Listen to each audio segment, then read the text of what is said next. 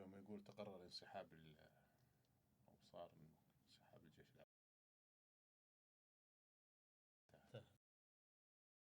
معي واحد خليلي فعينه دمع.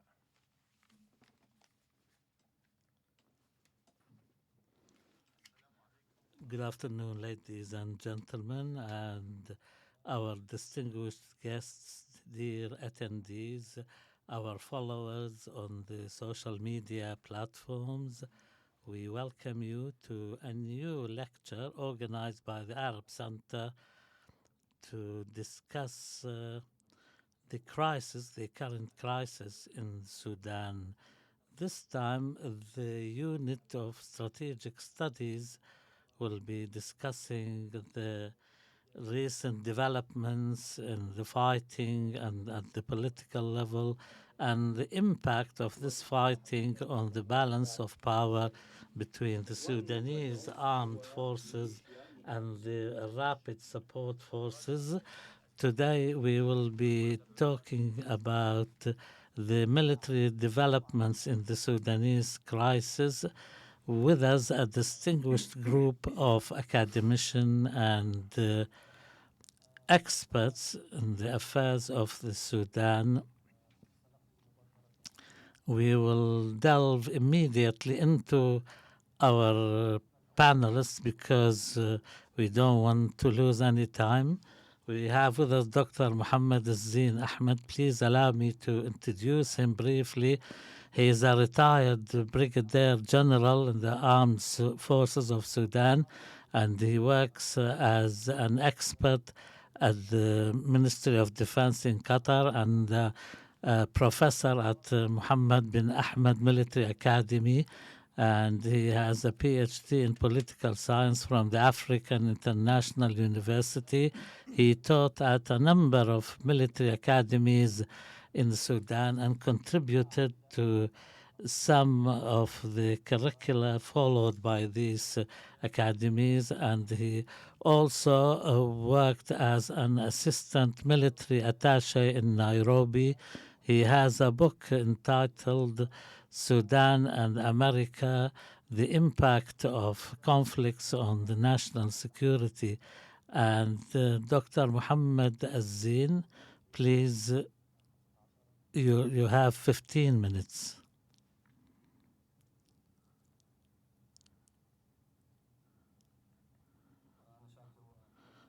Thank you very much for the kind invitation, and we thank the Strategic Studies Unit at the Arab Center, and I'm very thankful to them all. They brought us together as military personnel and civilians to have this opportunity for the military people to meet with the civilians, and I'll be speaking from the point of view of the military.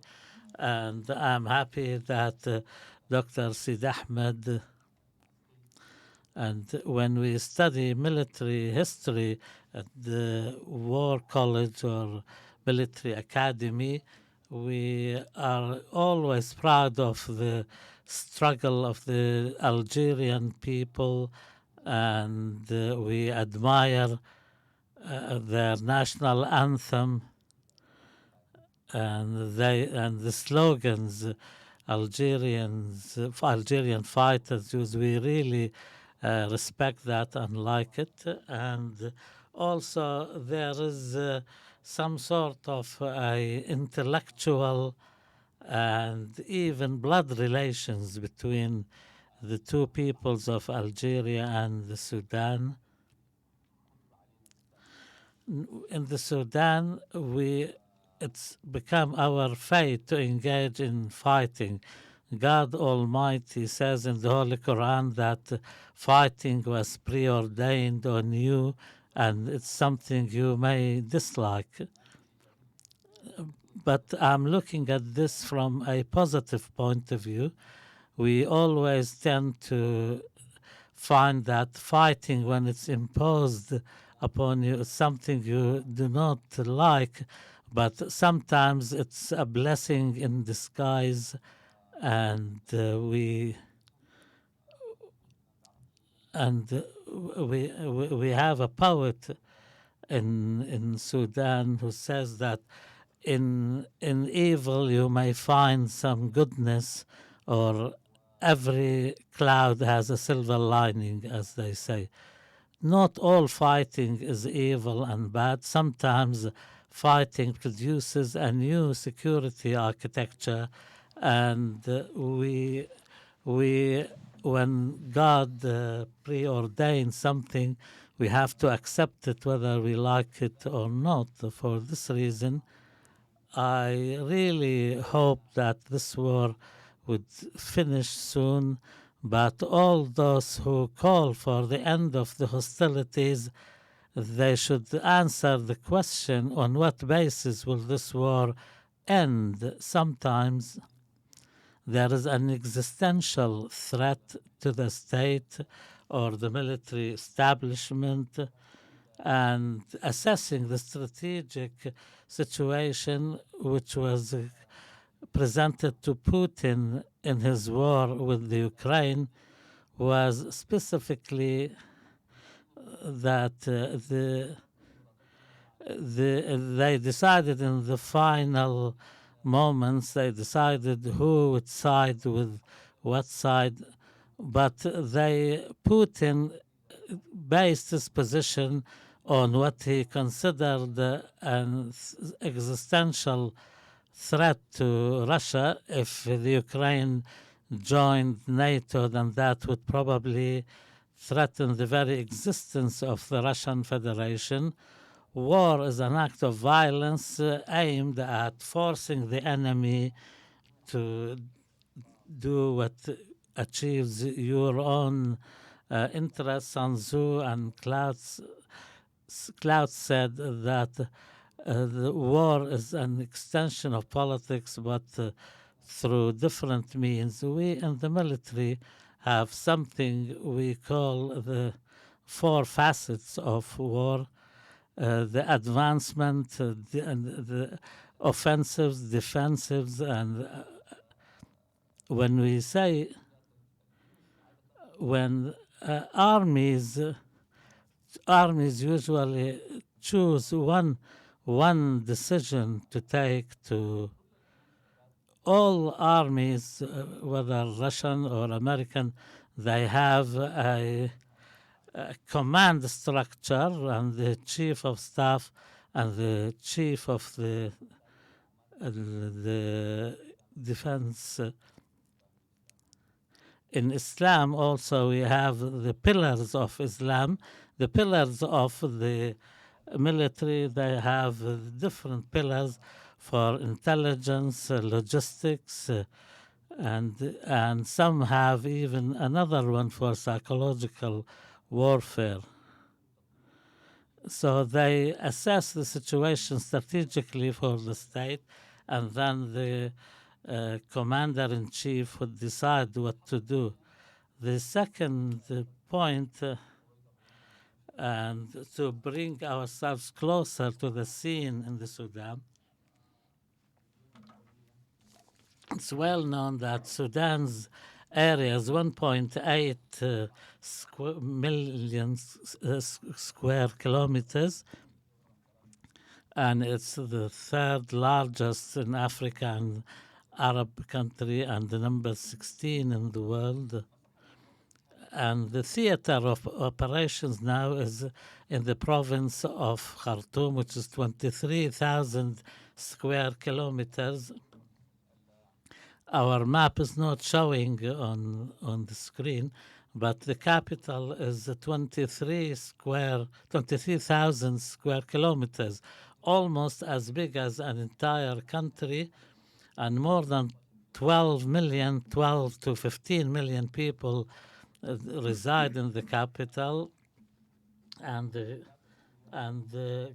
current population of Sudan is 48 million. The armed forces of the Sudan, the structure of the armed forces is more than 200,000 combatants.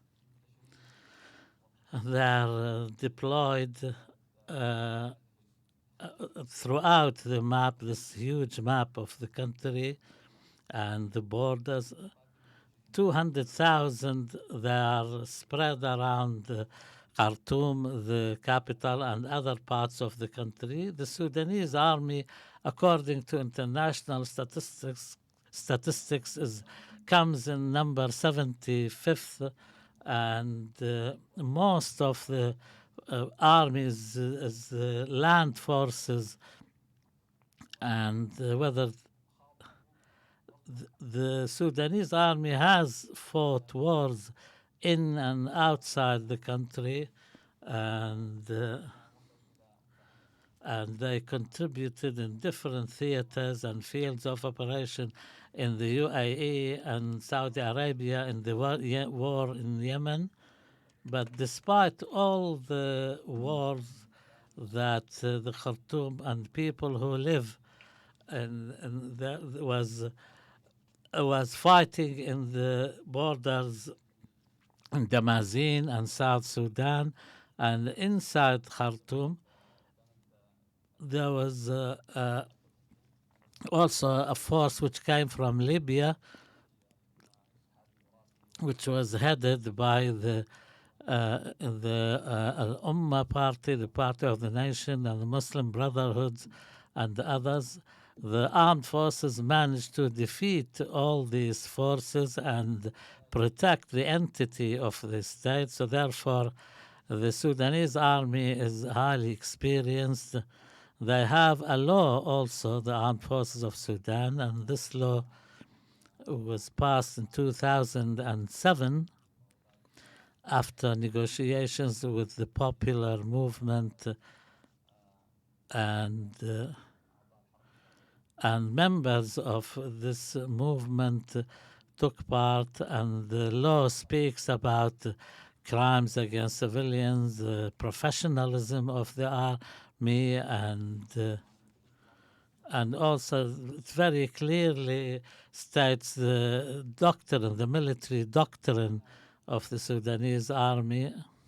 We distinguish between the fighting doctrine, which speaks to why you fight, and the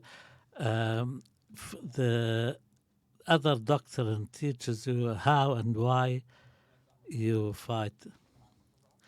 The other side, the rapid support forces, used to be called the Janjaweed, which was established in the era of the former president Omar al-Bashir, and they, in 2003, in the war in Darfur, they fought alongside the army.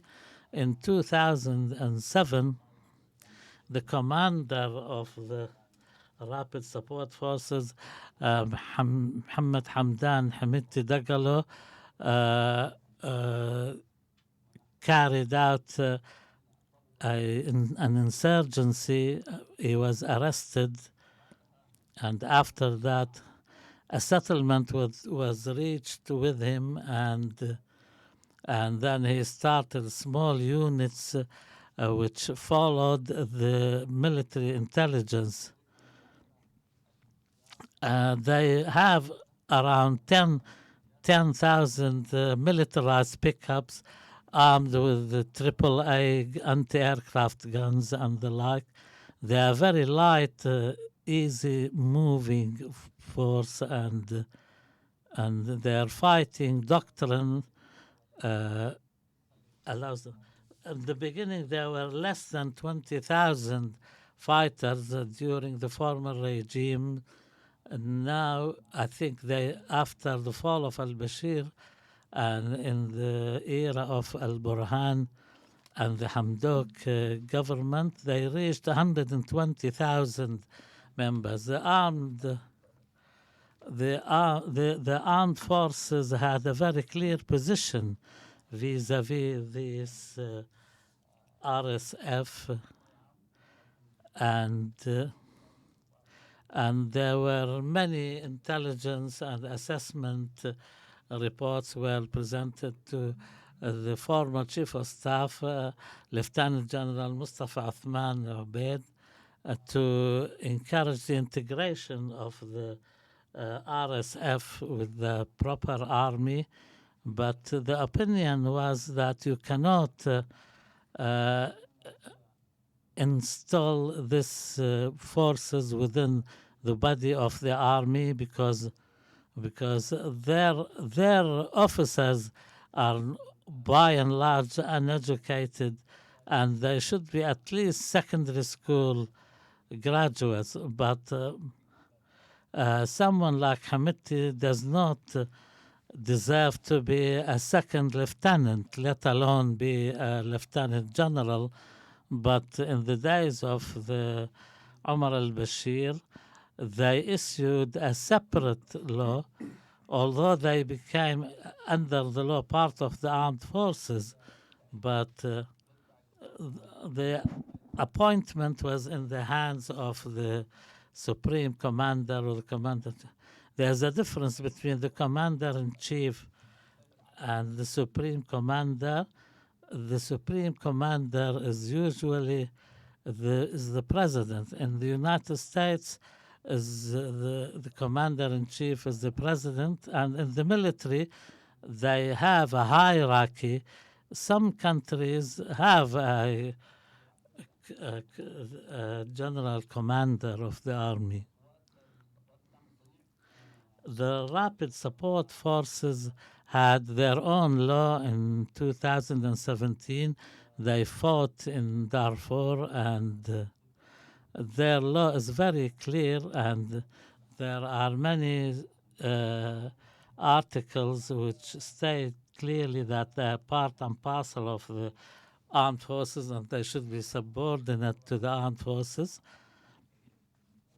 But their commander, when his forces increased from 20,000 to 120,000, he expanded his influence at the military level and the political level until they joined the negotiations in Juba with the armed movements, and then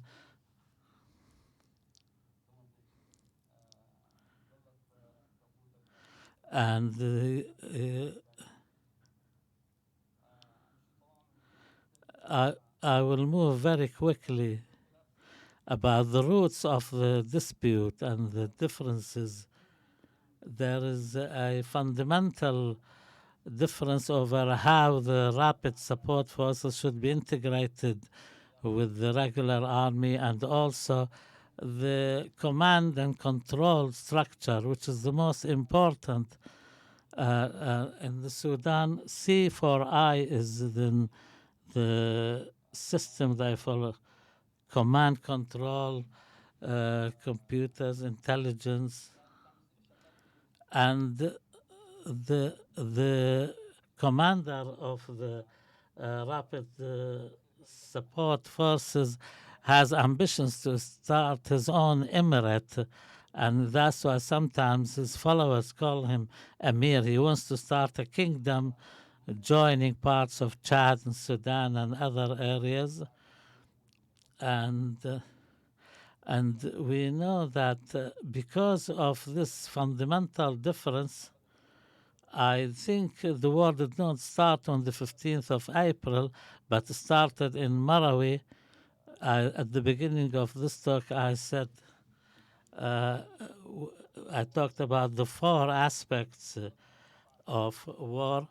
When the army moves forward and is deployed, this is a kind of war, and all the intelligence spoke of a military coup on the 21st of April, which had a political objectives, and from a military point of view, to kill or arrest the commander-in-chief. And after that, the military assessed the situation, and they put some scenarios. I think the war broke out before the 0 hour that was intended for it. If we have time, we can talk about urban warfare. And one of the reasons why the conflict is perpetuated is because it's turning into a war of attrition. You have two choices in urban warfare. You either destroy the entire city like Mariupol in the Ukraine and destroy it. This is one of the strategies. Or the city remains, you keep it, but you attempt with ISIS in Iraq.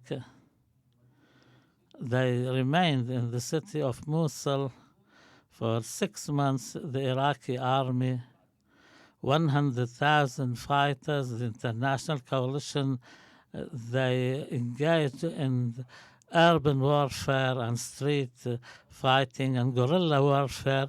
They fought for 6 months until they managed to defeat ISIS and also other cities like in Al-Fallujah. The first time America was defeated, and after a long battle of 6 months, they managed to gain victory, the Americans. Urban warfare is difficult, and you are according to the law of the armed forces, you have to also be responsible when you fight about if any civilian, even one single civilian is killed, then you will be held accountable and you may face a death sentence. The final point is there is a clear article in the law which specifies the duties of the armed forces, and if there is a threat to the state, whether inside or outside its territories, this is a very clear-cut article which requires the army to interfere. We can talk about how or why the army. One more point: there is a big difference in the armed forces between control and deployment. I had some maps. Military calculations, like in this map, the red areas, this is where the rapid support forces, the other areas are under the control of the army. Sometimes the rapid support forces can control some roads, but this does not mean that it controls the state entirely. Thank you. Thank you, Dr. Mohammed. I'm sure your talk will raise many questions. Please, I want to remind our followers on the social media to use the Q&A feature to pose their questions. Now we move to our second speaker, and that is Mr. Osama Abdelsalam. He is a retired Major General and has a BA in English language and MA from the Karai Academy, and he is a graduate of the Numeiri Military Academy. He joined the Sudanese Armed Forces in 1986. He was a military attaché in Uganda and the deputy head of the Human Resources Department at the Chief of Staff's office, and he was also a director of the Military Research Center, and also Dr. Osama, you have 15 minutes. In the name of God, the most merciful, most compassionate, I greet you all, and especially my fellow Sudanese citizens. and I thank the Strategic Studies Unit for allowing us this opportunity. And I greet my colleagues, the panelists, and hope that although the email said 20 minutes, now we have a discount and we are given 15 minutes. It will be very difficult to use that when you talk about something like the crisis in the Sudan, for example. Anyway, some papers, or the paper we were asked to comment on, is a militia opposing an army, or an army, and we do not want to spend too much time on that, who supports which football club. It's not. The title is not meant to glorify the army at the expense of the militia or vice versa, because the army will always be an army and the militia will always be a militia. The first point I would like to talk about is the fighting which is taking place now between the regular army and the rapid support forces an ideological struggle. To respond to this question, we have to answer another question, and that is, what is the main reason behind this war? And every war has an aim, a military aim and a political aim, and when it comes to the military, this is part and parcel of the strategies. But from the political point of view, this war has political and the military objectives. Sometimes they can match, sometimes they differ, but ultimately the military objective should be known to all the commanders, although the political aims may not be so. And before the war started in Sudan, there was a war in the Ukraine, and we know the political aim for Russia is to invade the Ukraine and depose the Zelensky regime. This was a military aim, and this was at the military level. At the political level, the war wanted to stop the expansion of NATO eastwards, and this is very important for them. In regular conventional warfare, when we try to apply this definition on any war, it may be possible, but in the case of the Sudan crisis, this may not be so easy.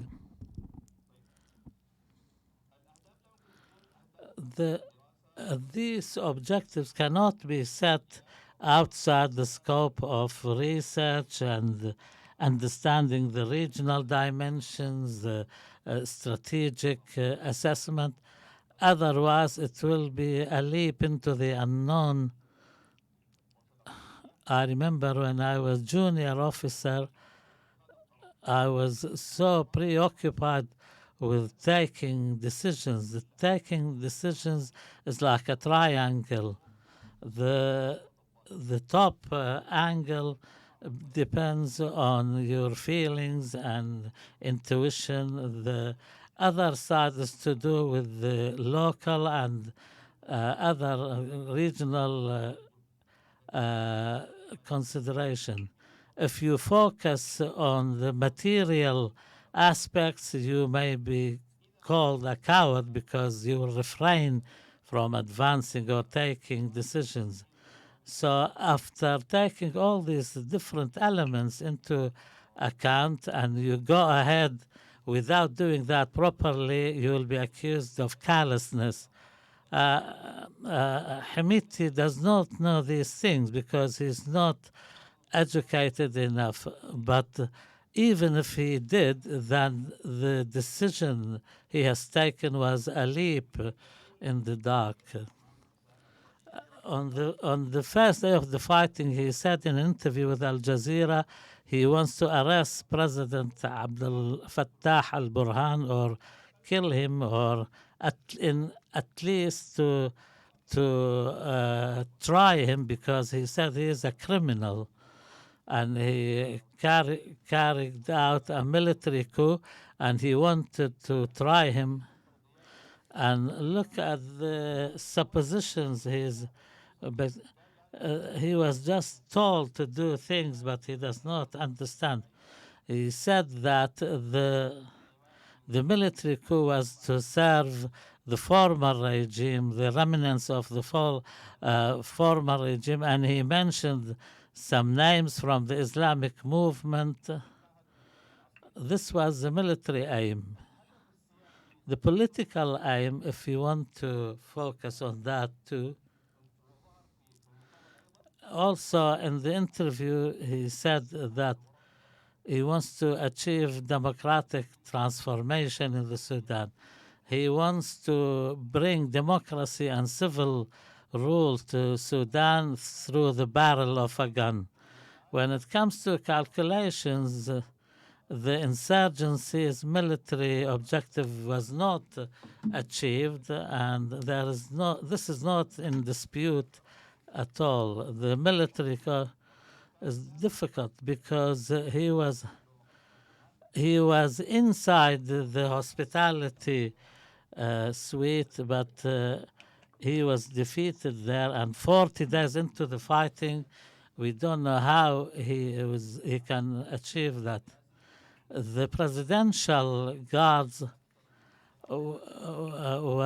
managed to absorb the first shock when about 200 technical armed pickups stormed this military headquarters.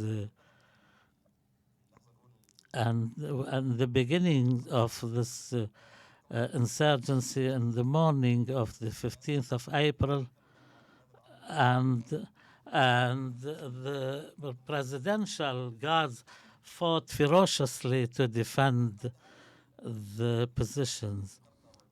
And after these calculations and the defeats inflicted on the Rapid Support Force, they managed to bring 27,000 fighters were all ready, and they all carry their personal guns in addition to the machine guns mounted on their pickups.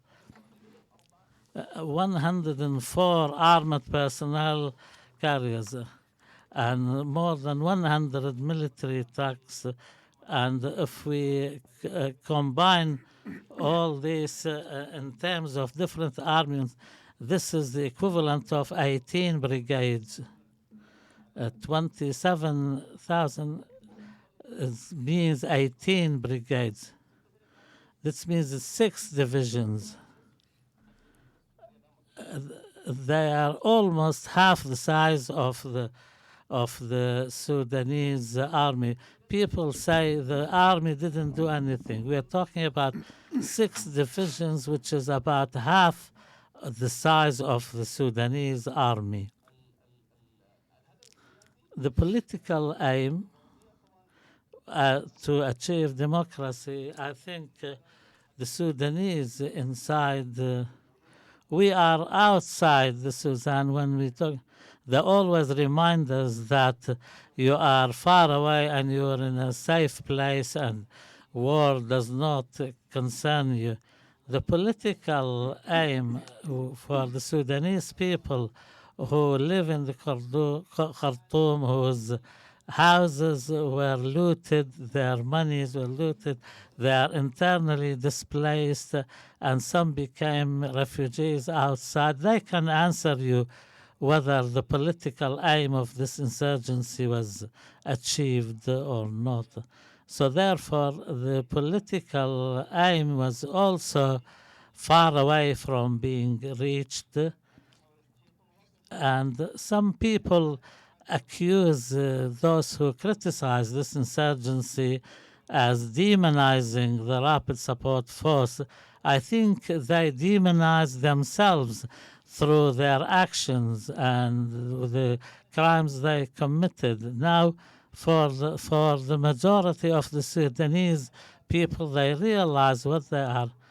I think even if a Sudanese person who is in the state of insurgency against the state would commit the same crimes that the rapid support forces. They have mercenaries from Chad, from Mali, West Africa, Boko Haram, and some Chadian insurgency groups. So the background to this conflict is a political one. It's well known that the last political activity was to promote the framework agreement. The armed forces did not have a problem with it, although some circles had reservations against it. The straw which broke the camel's back was the question of integration and talk of integration of the rapid support forces with the army. Those who are behind the rapid support forces really said to them, you are now an equal force to the army, you can be an alternative to the army, and you can integrate the armed forces into the rapid support force and not the other way around, because you're a big enough army and you can do that over a period of 10 years. So the fundamental sticking point was this integration. The rapid support force and although they were enemies of the Central Council for the Freedom and Change movement, now they became allies. So the closeness between the RSF and the forces of liberty and change started by a person who is an advisor to the RSF, and he appears regularly now, Yusuf Ibrahim Izzat. Hamiti, most of his advisors were part of the old regime or the former regime. Gradually, he replaced them with new advisors because he wants to get rid of his past history. So he brought in this guy, Izzat al-Mahiri, and he is related to Hamiti, and he wanted him to improve the image of the rapid support forces, and to improve his image, Hamiti wanted to separate from his past and side with the forces for liberty and change.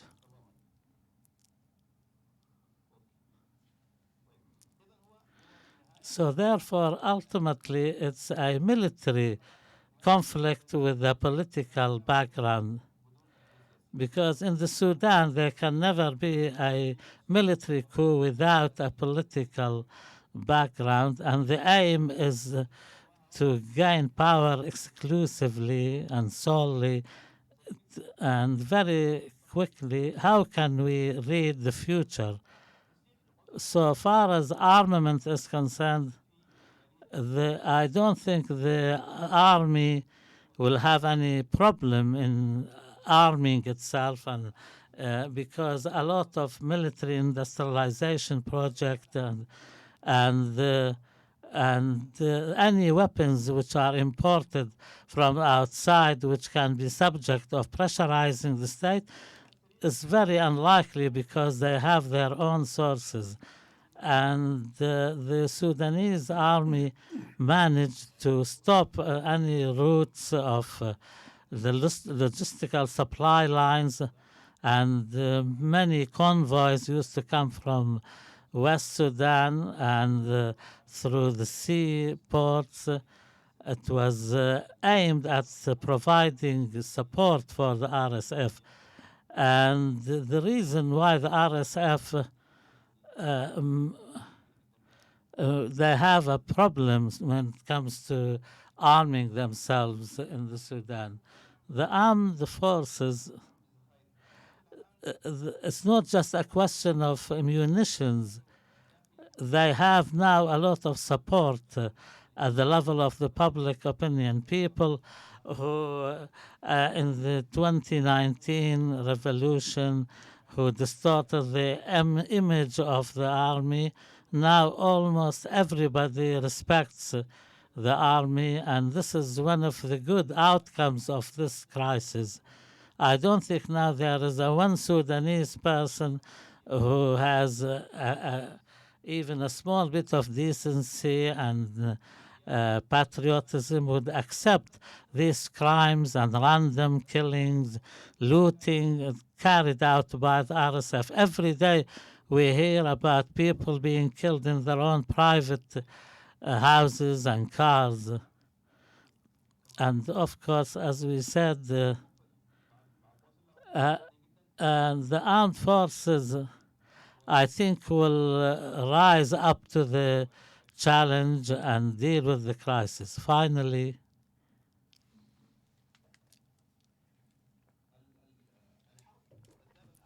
the war which is going on now is unprecedented. When we study tactics in military academies, you study different aspects of war, like advancing, retreating, urban warfare, fighting in built-up areas. The armed forces are doing all of these things now. So if this kind of conspiracies and treason face any army, then the rates of success may have been doubtful. But I think 99.99% people would say the army cannot deal with that. I think the armed forces have no option but to settle this fighting decisively. And there can be political tracks or information tracks, but these go in separate directions.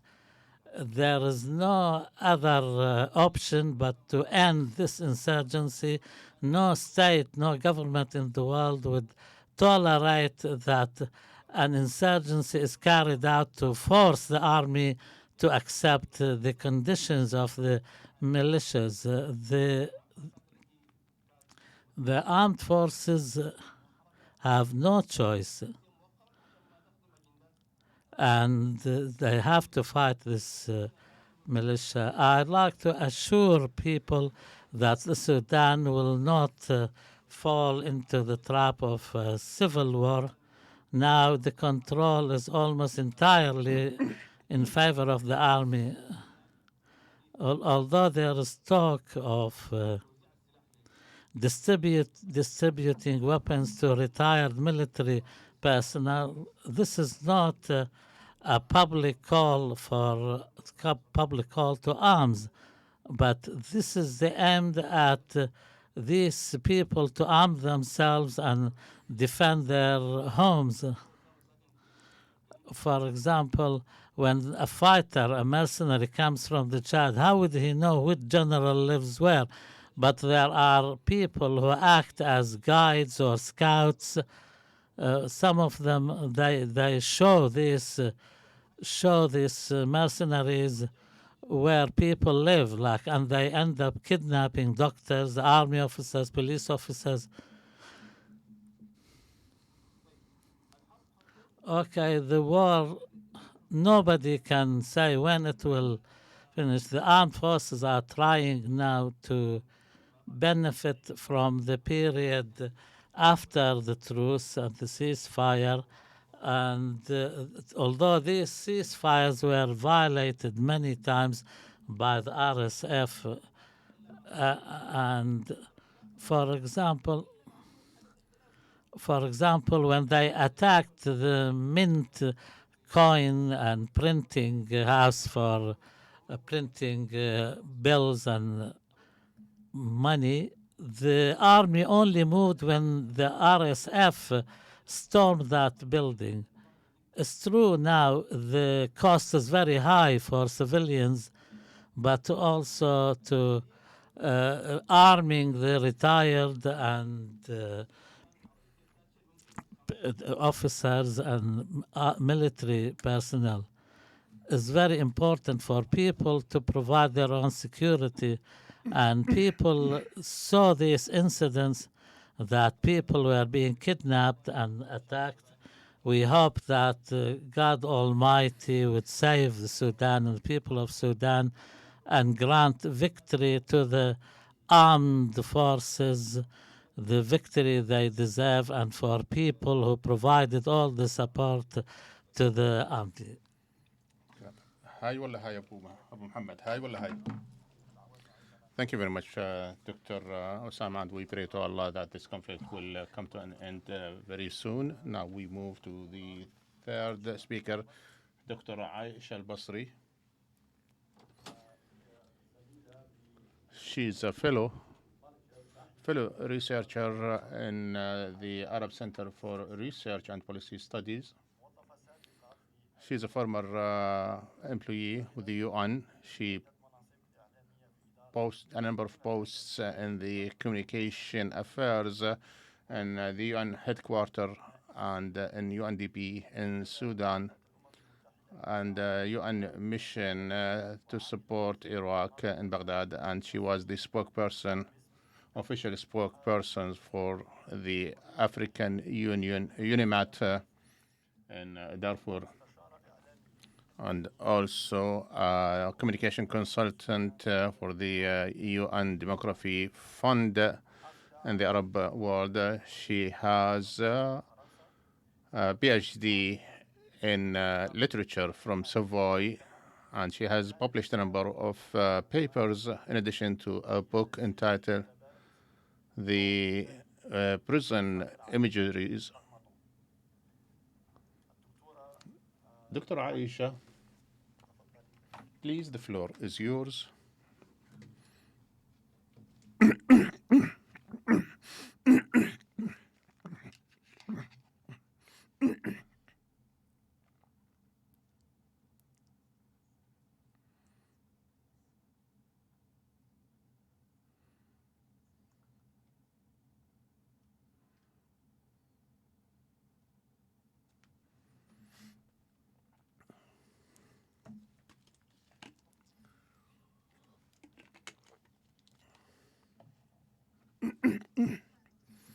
Thank you very much, Dr. Zein Ahmad, and my thanks to the experts and speakers.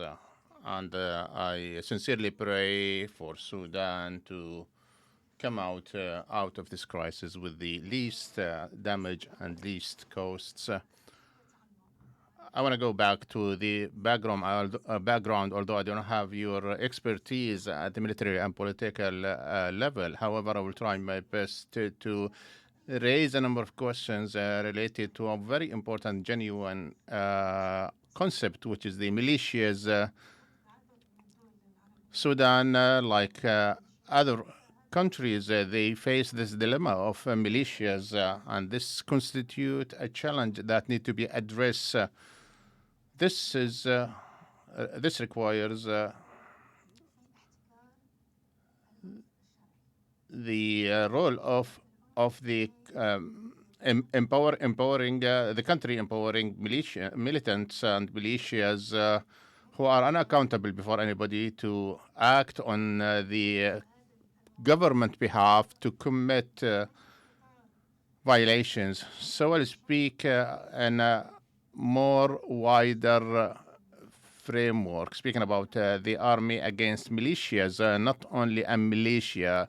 We're not speaking about a confrontation or conflict between the military and the RSF or the rapid support forces, but with other militias in addition to the RSF. And I'll give you a definition. There are a number of questions that come to my mind.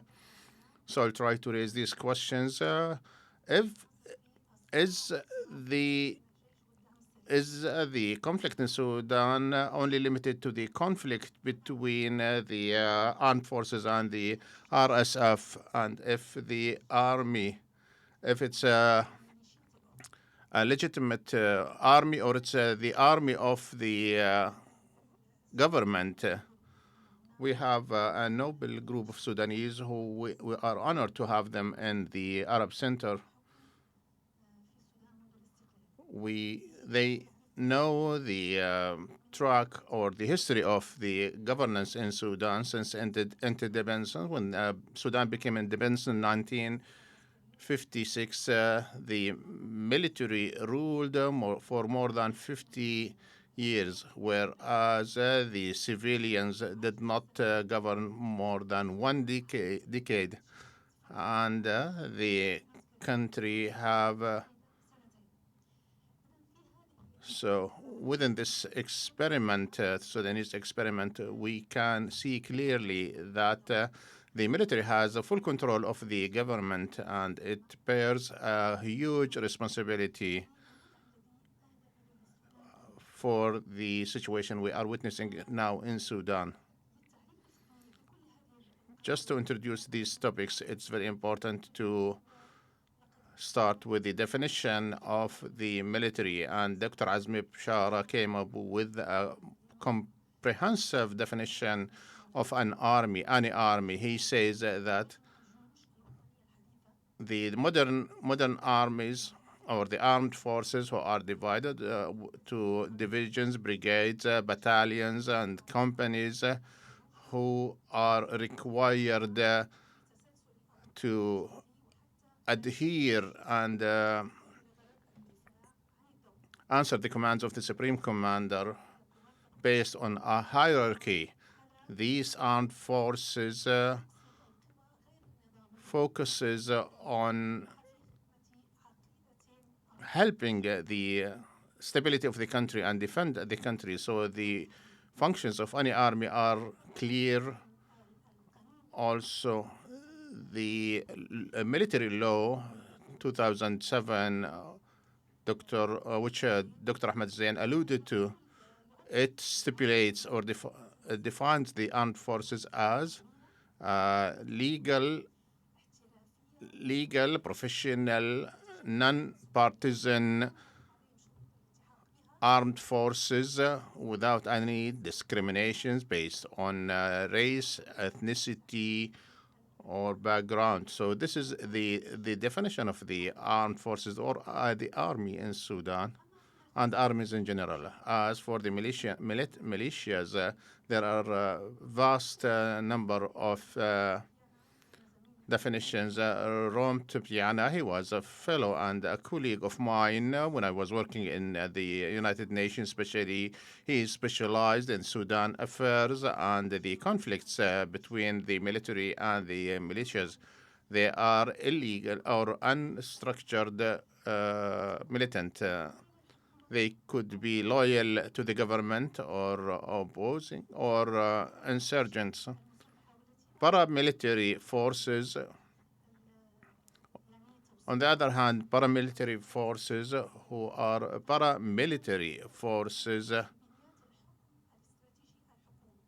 who are aligned to the government structure. However, in the Sudanese environment and the context, the militia concept was used to speak about the paramilitary who are loyal to the government and who are controlled by the armed forces.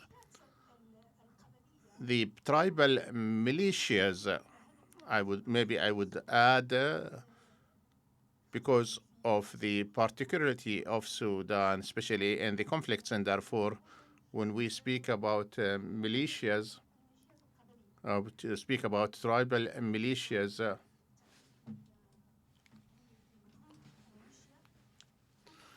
so under this definition, a question come to mind.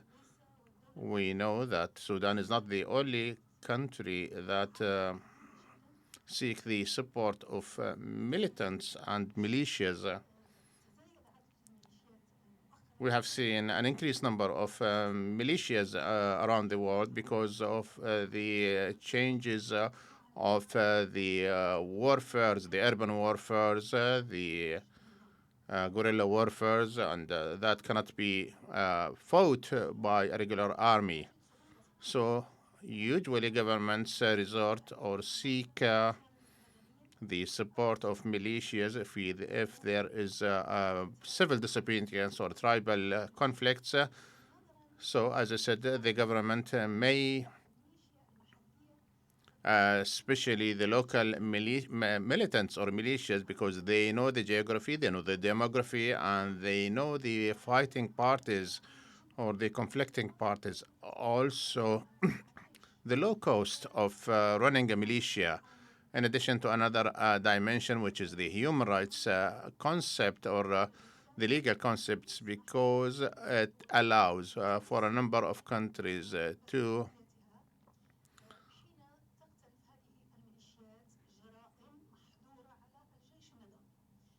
because some crimes are not, regular armies are not allowed to commit certain kinds of crimes, so they would not be accountable before the international laws and regimes.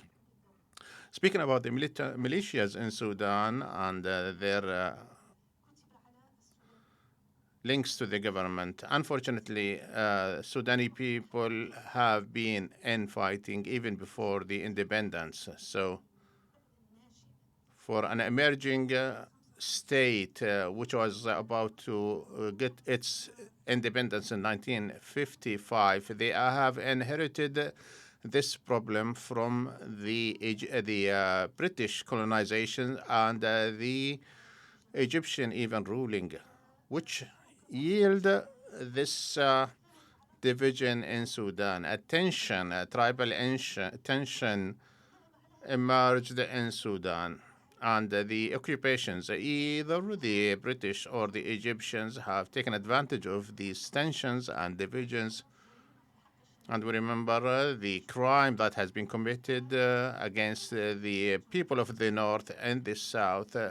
Two reefs in 1955, there was a massacre where a big number of people from the north were killed because the people in the south were fearing the northern that they will, if Sudan gets independence, a civil war will break.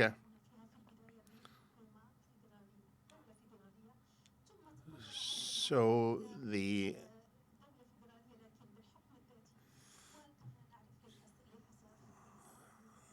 northern part of Sudan were calling for a federalist governing system or self-autonomy, sort of speak. And we have seen fighting between the Sudanese armed forces and the insurgents in the south in a classical warfare. So the regular army fought the insurgents in South Sudan. However, in the second civil war, which started in 1983, the strategy have changed, and Sudan has entered or had entered in the militia policies. And Numeri, we remember Numeri, the president then, the former president, with the nomads, the herders, for a number of reasons to fight against Sudan liberation movement in the south, in South Sudan. And Anania militias were fighting. So militias have not started in northern Sudan, but rather in South Sudan. Anania in 1963, they preceded the militias in northern Sudan. And maybe the people in the north copied this concept and established their own militias. So this new strategy, which relies on militias, especially tribal militias. Prior to this, that date, the militias were governed or mobilized by the local administrations. However, starting from 1983, these tribal militants were structured under a military structure with the army and the hierarchy structures. And this is the first experience of, and we have seen this concept established and consolidated with the Sadiq al-Mahdi until 1989. Sadiq al-Mahdi, the president of Sudan, or the prime minister, or this president, tried to legitimize these militias, and a committee was formed to study the concept of establishing popular defense troops. However, this concept was rejected, and with the 1989 coup supported by Hassan al-Turabi, the late Hassan al-Turabi, the militants took a wider and expanded dimension, and it was interwoven strategy.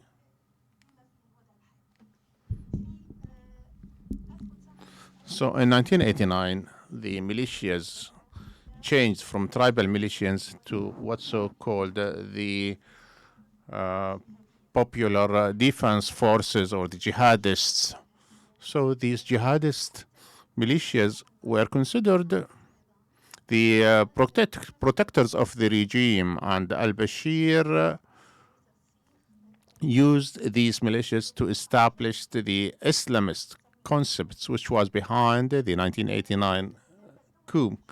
And they played a very crucial role at the national and local levels. And they were integral, and their presence were felt in South Sudan, North Sudan, and in Darfur, and even in Khartoum, the capital. Fast forward to 2003, the militias, we know that the Al-Janjaweed, the border forces, so these groups were formed to stop the outlaw, and Hemeti was the emir or the commander of these militias. They gained strength, and they were accused by the international community for the human rights violations, and Security Council decision in 2005, 1556, under the same year, the comprehensive peace agreement was signed, and the Sudani government was requested or asked to disarm and demobilize these forces, Al-Janjaweed, regrettably saying that if that condition was respected and executed, maybe we will not be facing the crisis we are witnessing now. Unfortunately, the government ignored that decisions, and they tried to, and they have established new militias, changing the names, changing even the uniform. And instead of disarmament of these militias, they were armed with heavy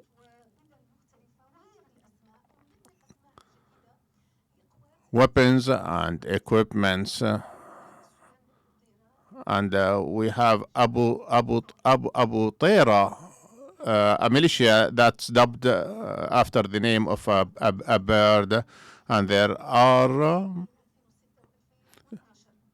UN reports that documented the violations and the massacre executed at the hands of Abu Tayra militiants.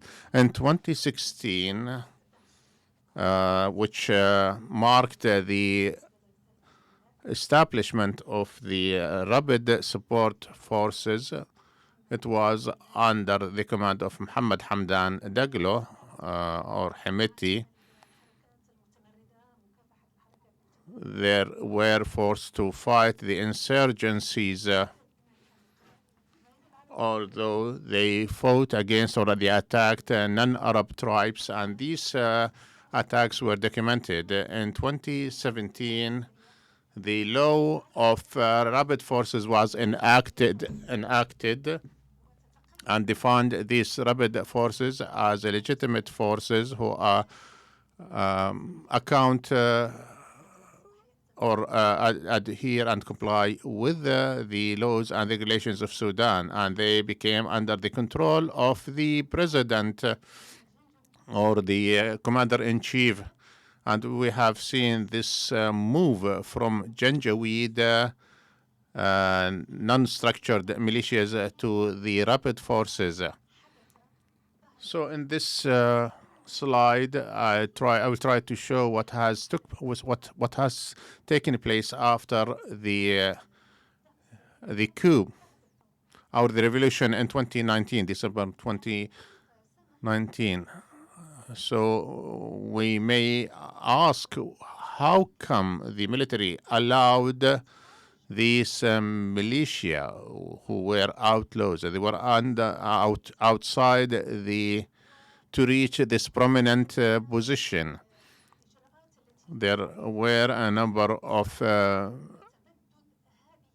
steps that allows these forces to expand and gain strength under the auspices of General Abdel Fattah al-Burhan. Daglo was promoted to Lieutenant General. He was promoted. So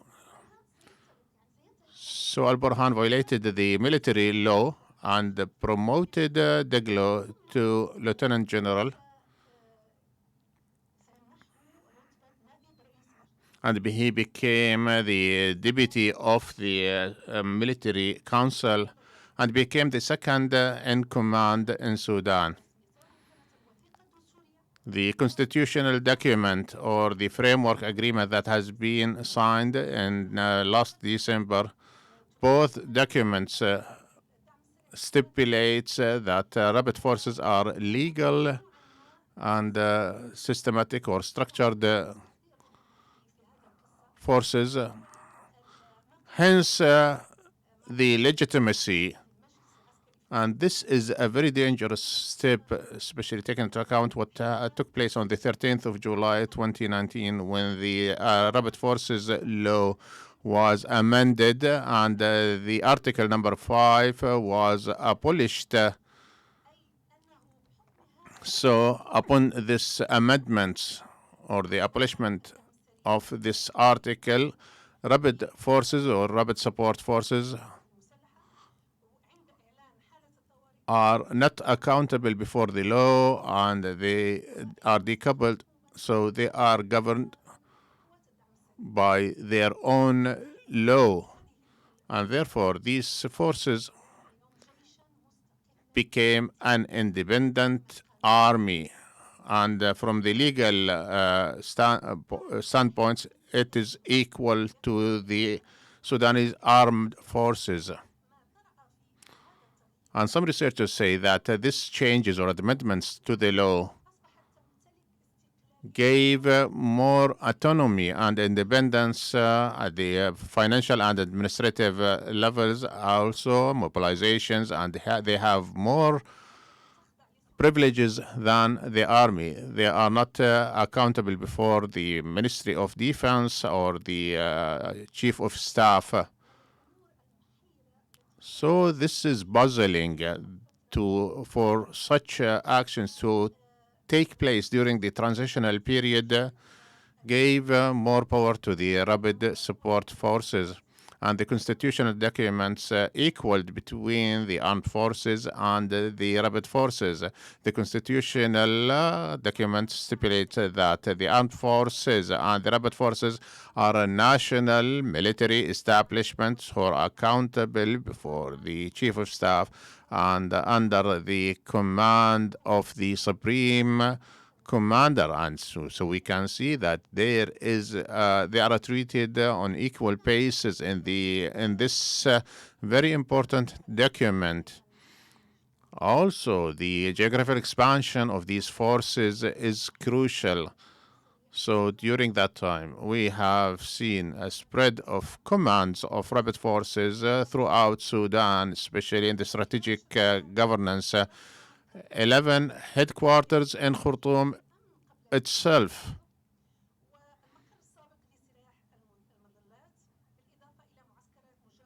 and a number of posts near and inside and around Khartoum. So this expansion and the forces increased from 40,000 to more than 120,000 strong, and they mobilizing soldiers from areas even in eastern Sudan. So the recruitment increased to include the tribes in the east. So even the policies, security, economy, there is the armed forces and the rapid forces became almost equal, and this was a policy of empowering the rapid forces. But why? Who is the adversary? Why empowering the rapid forces? If this took place before the revolution, prior to 2019, we may say that this rapprochement or the closeness is aimed to fight the armed forces who were under the command of al-Bashir. However, after Augustus 2020 and after Juba agreement, the military became an alliance with the regular army or the Sudanese armed forces.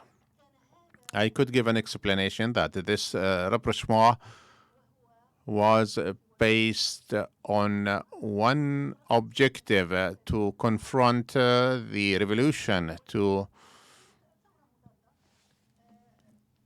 So it's a form of a deep state to topple or undermine the army and give more prominent to the rapid forces.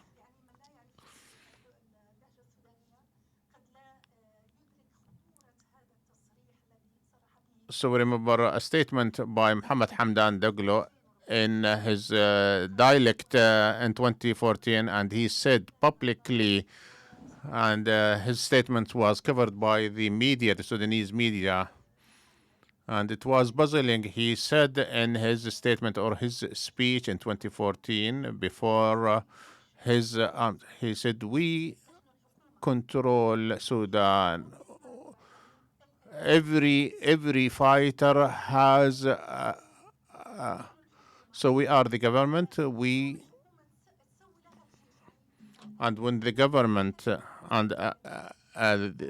the government has no saying without an army. So this is discretion, or this posting started even before 2019, started since 2013,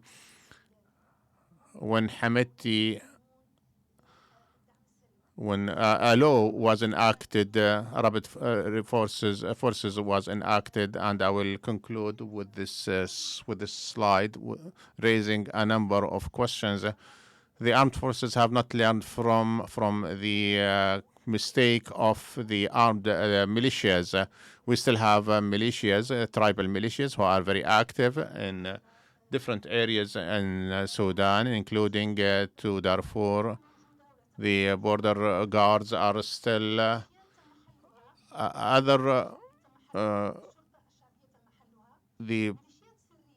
there are secret militias who are spread the blood brigades,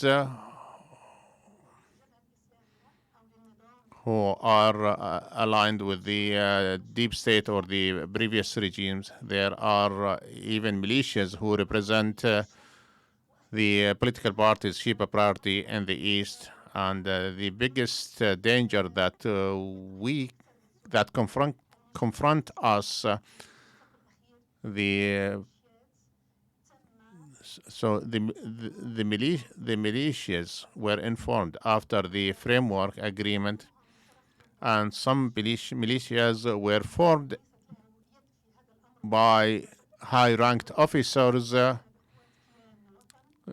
Speaking about Kiyan Watan militias, who are supervised by the former spokesperson of the armed forces, Dr. Khalid Saad, and Sudan Shield Forces, who announced their establishment in Butana in the Al Jazeera, which enjoyed peace and stability for.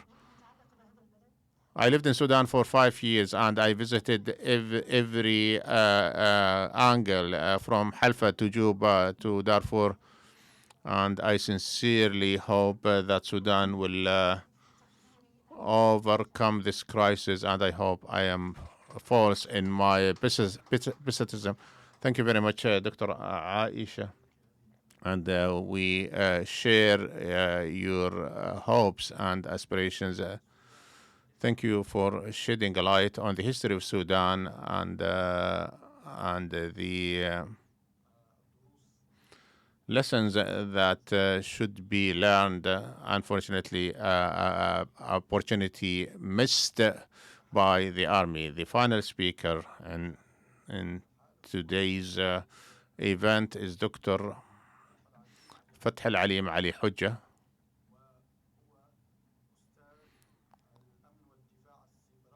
He is a lecturer in security and cybersecurity in Juan Defense Academy. He holds a master in electrical engineering and information technology from Ryukyus University in Japan. He worked as a lecturer and professor in information technology in Japan, and he was a visiting professor in Houston and the National University in Malaysia and Sudan Science and Technology University.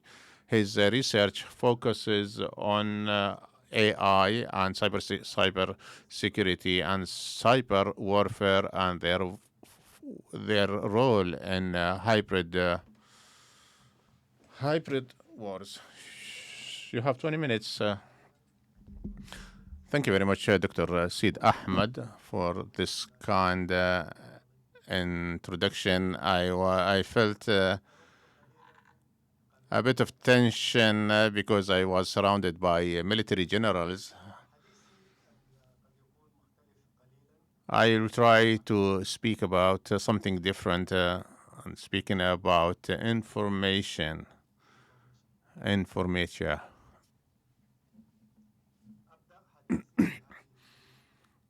So I will start my kill the white lamb.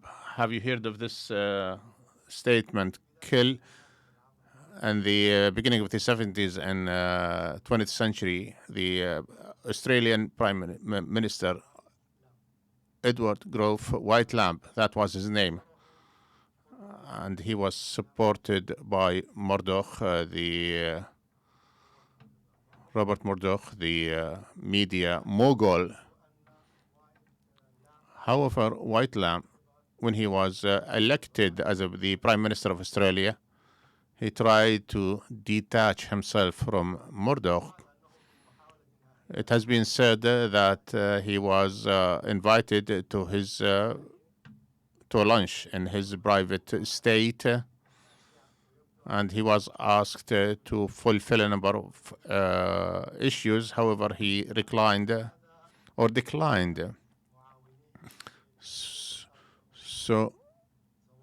So Murdoch said to his support, kill the white lamb. So the next day, the media outlets that was owned by Murdoch launched a fierce campaign against White Lamb, the prime minister, and within a short period of time, he was a call for confidence vote was, and he was the first prime minister in the history of Australia to be toppled. There is no doubt that there is an information warfare that is taking place in Sudan. And the cyber era, or the digital information era, which enables us to trans-borders and for the information to reach the public easily, gives the information warfare a huge advantage. Also, the information warfare is stealthy in its nature, so the information warfare and the cyber era are means or even that can be used in kinetic operations in the traditional warfare. So the hybrid wars, and I have been working in this field for more than 20 years. And remember, at the early years of the new millennia, we were calling for shedding more lights on the hyper warfare, where cyber warfare is used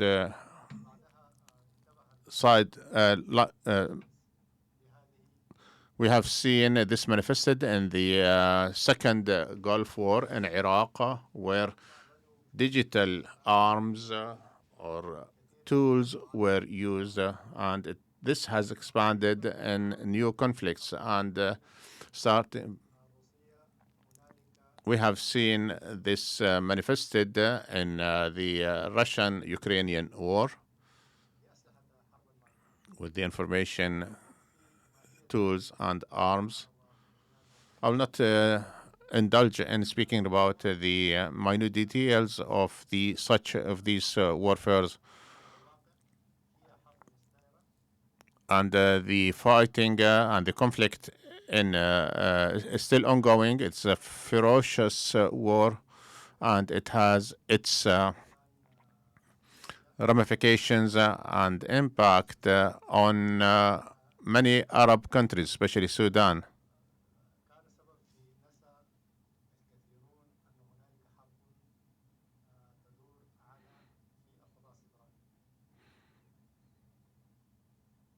So, in addition to the kinetic war, there were war emerging in the cyber domain.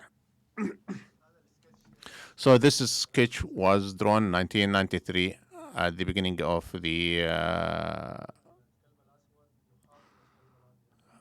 so this caricature where a black dog says to the white dog, woof woof. So they are communicating through the internet and says,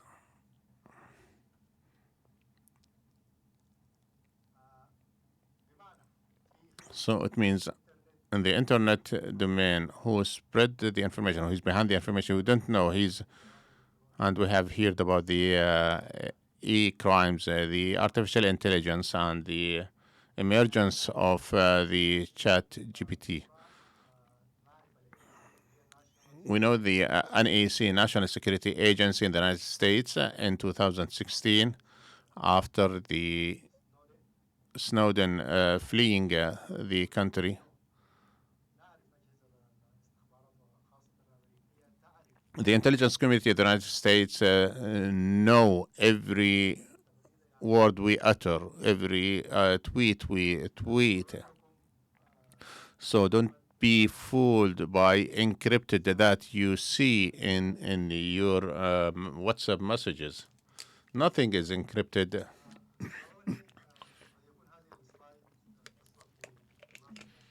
So this slide could be suitable for an academic classroom. However, let me just explain some of the concepts. The information journey we know that any piece of information starts from reality, from the actual world. Something took place, and it is described by a piece of information that is embarked on a journey in the cyber domain from the beginning until the end. When we receive these messages, when you are chatting with others, we know that this piece of information or these tweets go through many black boxes of which we don't know.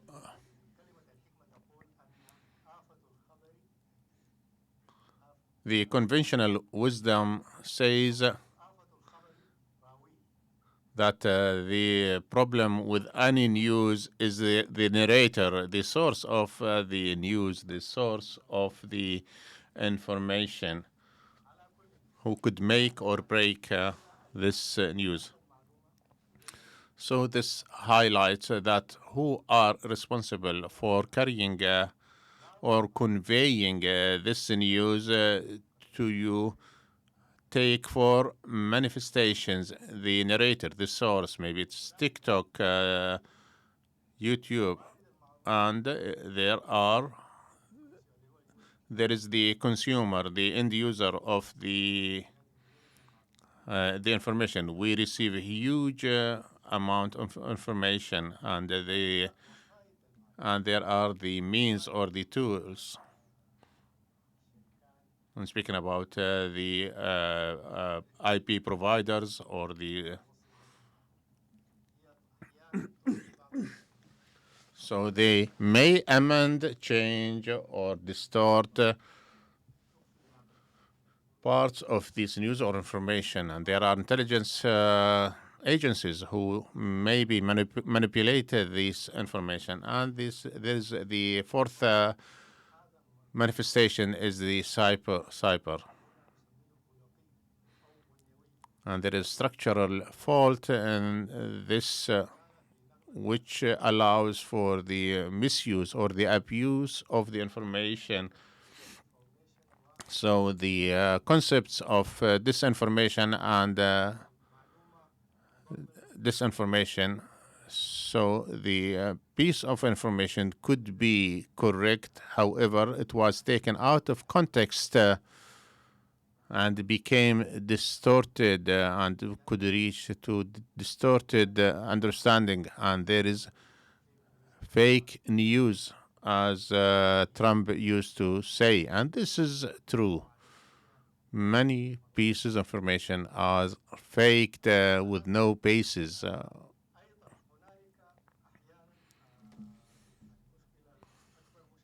Also, one of the biggest problem in the social media, because they became the sources of information. However, they were not created to be a source of information, but rather to facilitate communications between users. However, latest studies has shows that 70 to 80% of the users, the majority of which are young, they use social platforms as the main source of information.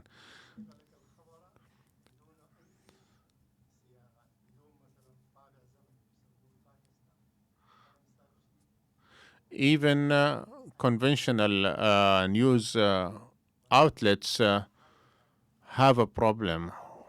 Unfortunately, we became victims to the information and the misinformation, the fake news. In Sudan, we have the actual war that is taking place in the Khartoum area. Because of my specializations in information warfare and hybrid warfare and security, cybersecurity warfare, and for the first time, I have found out that the hybrid warfare, really manifested itself in the conflict in Sudan, especially this misinformation and fake news. The nature of this war, as my colleagues have explained, especially the generals, this conflict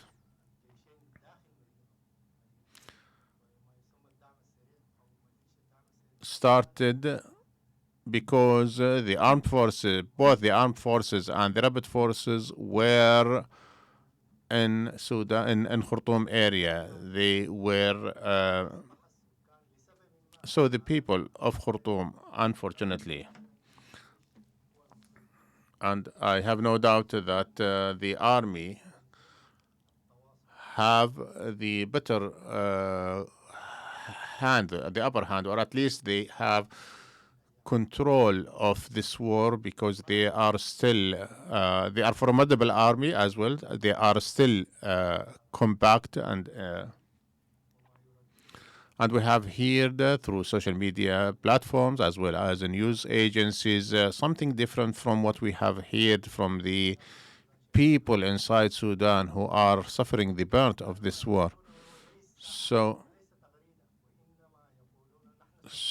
the people, and we have heard them firsthand from the people, from the horse, so they have lived this experience, and we have no doubt that they are genuine in their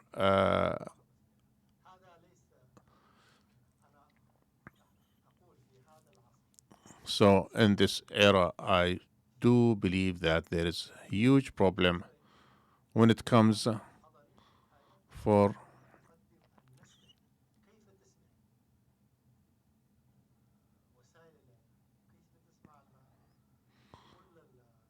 so the dilemma we are having on how to stifle the information and try to distinguish between fake news and the accurate or the genuine news. And I think this problem is not limited to Sudan. It is the problem of the whole world that need to be addressed by politicians and non-politicians, the academia.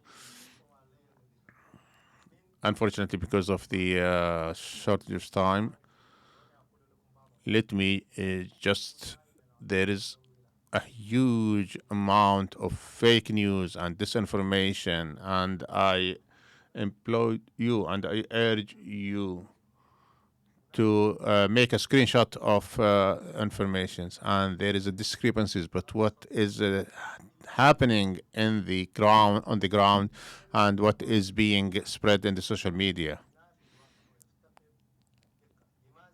Also, what is being said by the international community is far away from the from reality. Also, in the information warfare, especially for those who are specialized in this field, we know who are running such information transmission and who is behind it. There is a campaign by the oppositions or the rapid forces because they are exploiting these and I think the army, the regular army, must work very hard to pay more attention on social media.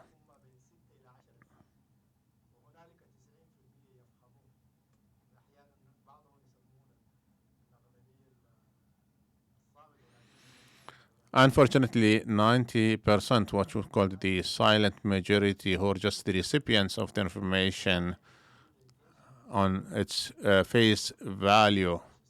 And I do believe that those 90% of the Sudanese people do support the armed forces because of their fair and just cause who are keen to protect Sudan and protect the people.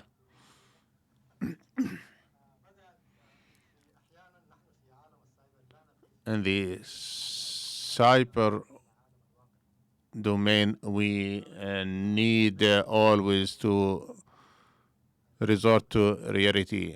At the early stages, we have seen the rapid forces moved very rapidly to try to control Khartoum, and they were the attackers on offense, and the regular army of the armed forces were on the defense.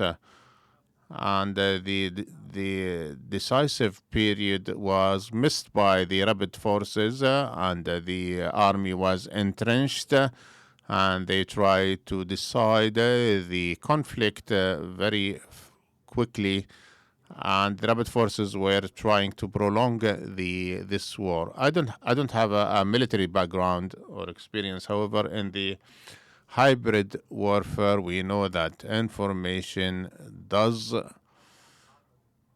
contribute to the prolonging the war and may prevent the conflicting parties to decide the fate of the war. By I end this lecture, and thank you very much, Professor Fathelalem Ali, for your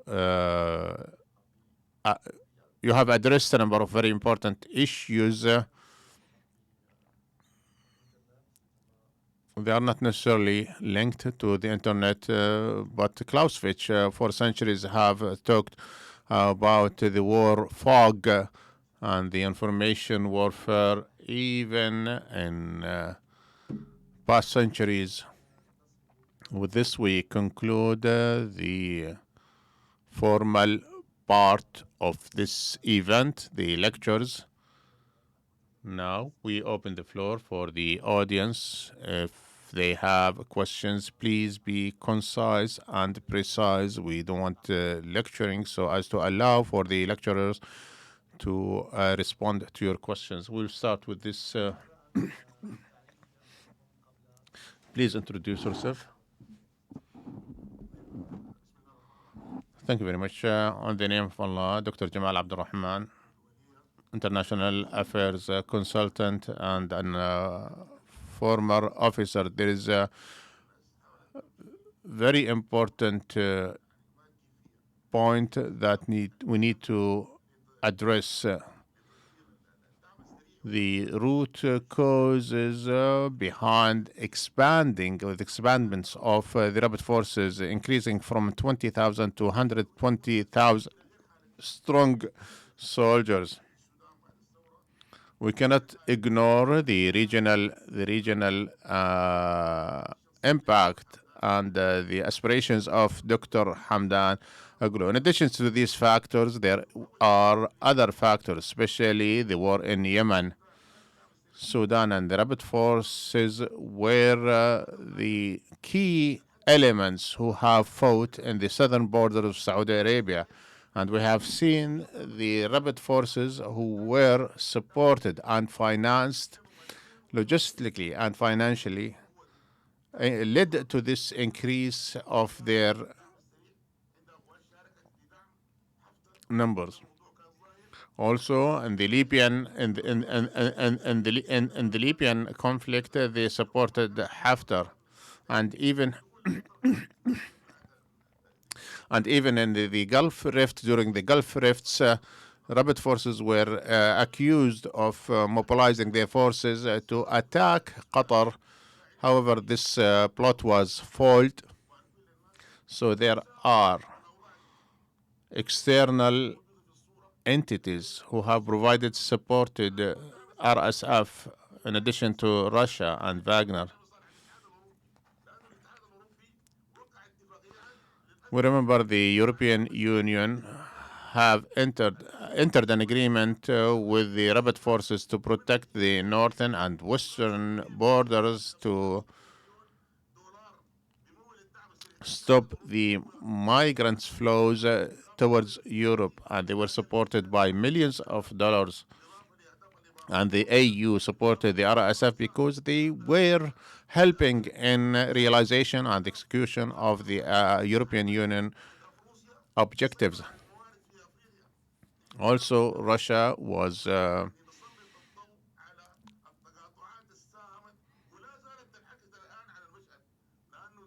who want to exploit the resources of Sudan. Again, the rise of the rapid forces, the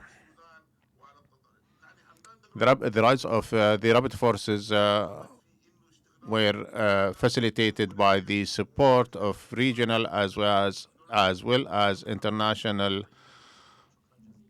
actors.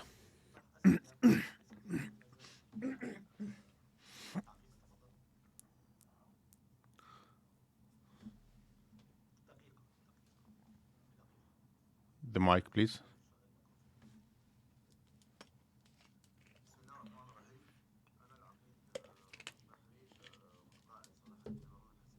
Navy Lieutenant Colonel,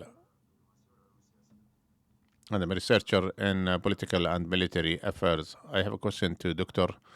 Aicha. You gave us a historical background about the establishment of militias in Sudan. In addition to what Dr. Jamal said, there are factors who led to the establishment and the rise of the rapid forces. So I have seen discrepancies in what you have said and what Dr. Jamal said. So the rapid forces in 4 years increased 4 to 5 folds. Why? I think the secret is so we need to expand on this.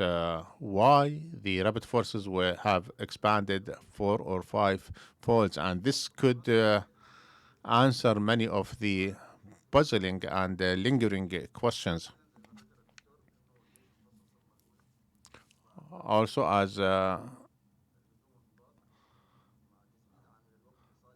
the regular army absorbed the first attack and they initiated the counter-attack and they are making gains. However,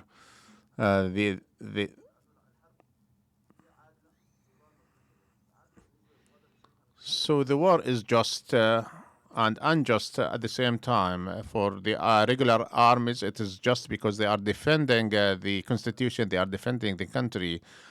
The insurgencies or the oppositions are fighting to make political gains or financial gains. And since Dr. Aisha, you have worked in the UN, maybe you have a different perspective. And even in the war with the South, there were militias involved because they want to take advantage of these wars to make gains that would maybe support their causes or make, as I said, financial or materialistic gains.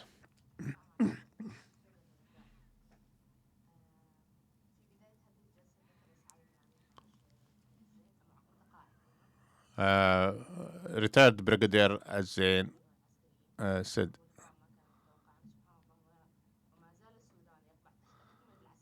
Sudan still under the control of the militant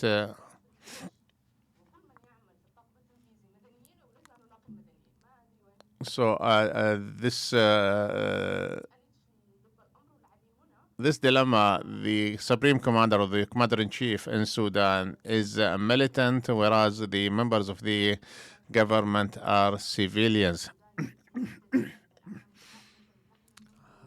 I was born and brought up in Sudan, and my allegiance was always to Sudan, to the military, and to the flag of Sudan. However, when the conflict began, we have seen the military absence from the scene. They were not, and the colleagues in their lecture said that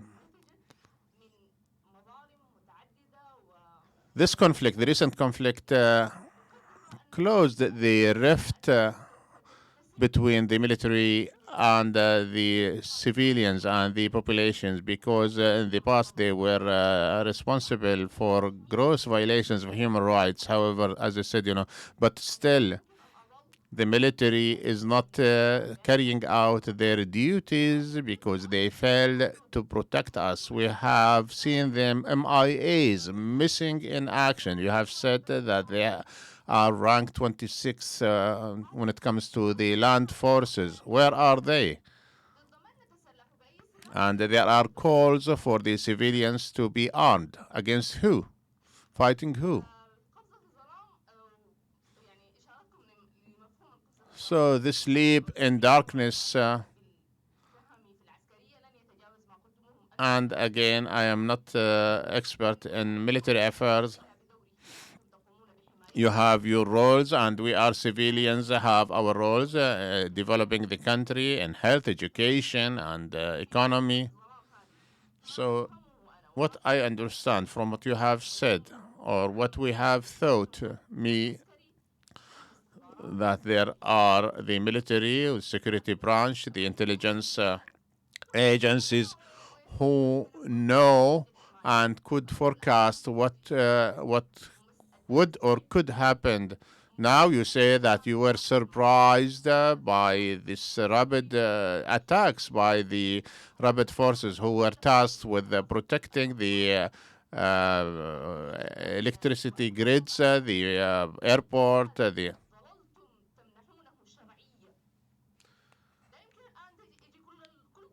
For so long, you have given legitimacy to the rapid forces, and now you are dubbing them or accusing them of revolting against the country.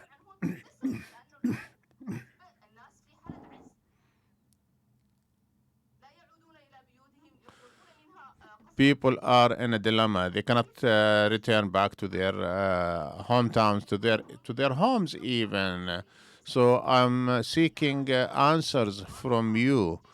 You are generals. You claim that you are experts, and you claim. So I want you to provide me with clear answers to what is taking place. Don't claim that you were surprised. And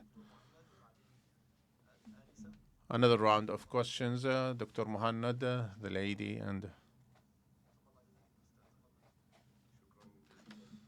thank you very much, Mohamed Salooms.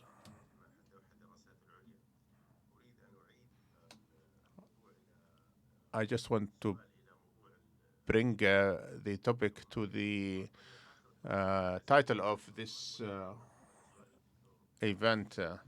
So, what your assessment of the military situation on the ground right now?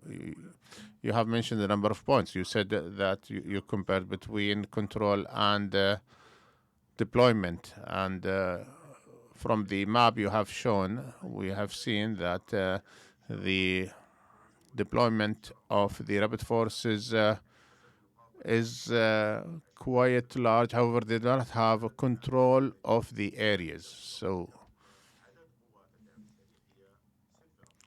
and you said that the rapid forces amount to 6 divisions in size. So who does have the upper hand, and who could decide the war sooner or later? My question to Dr. Aisha also, throughout the lecture, I was comparing to what is taking place in Sudan and what has taken place in Iraq, the popular mobilization forces in Iraq and other militias. You put the blame on the government who have not executed the Security Council decision. Then, if they have, we could have been spared this conflict. Do you think there is still a chance of an intervention of the international community or the United Nations to bring this conflict in Sudan to an end?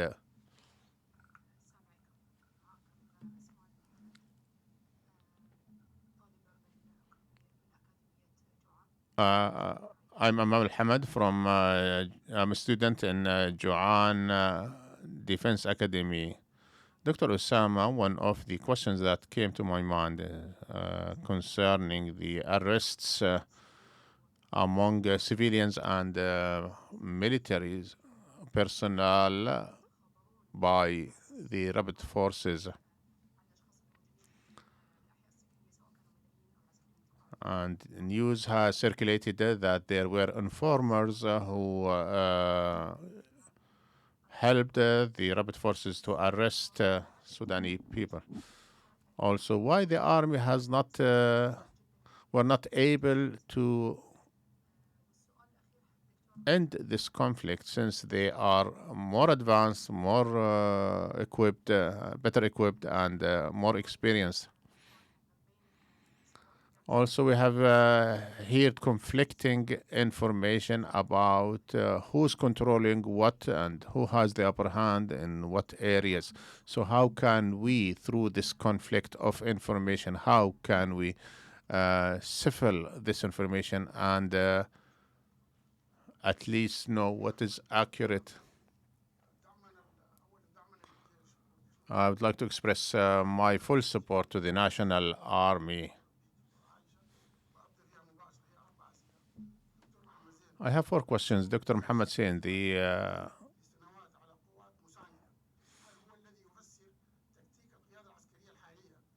the practices by the army on resorting to militias have this backfired, leaving the people and the civilians under the control.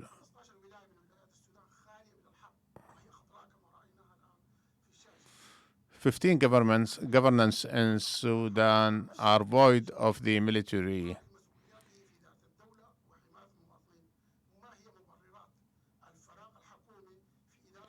Why do we see this void on the hand of the government in many areas of Sudan?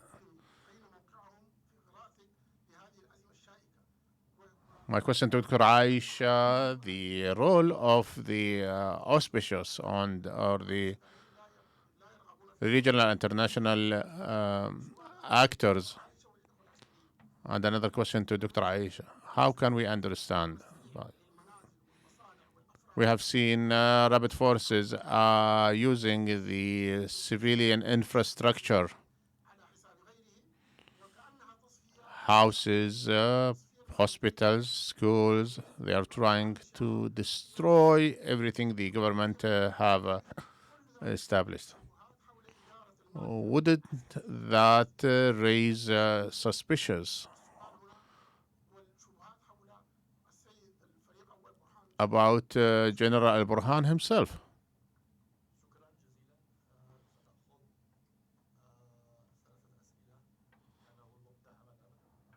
We will conclude with 3 questions. We only have 10 minutes to respond.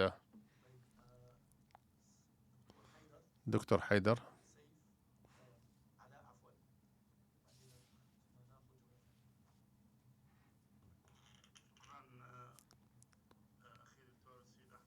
Thank you very much, Dr. Sidahmed. I only have a short intervention, but before that, I have a direct question concerning the social support or community support of the rapid forces. Are there social community components who believe that the rapid forces represent them? And a comment on what Dr. Aicha have said, the correlation or the relation between the military and the militias. Unfortunately, we have a politicized army who has been in power for so long, and it was apparent from the revolution 2019 that the military will not give up power, and unfortunately, usually militias arises when the role of the government or the military is weakened.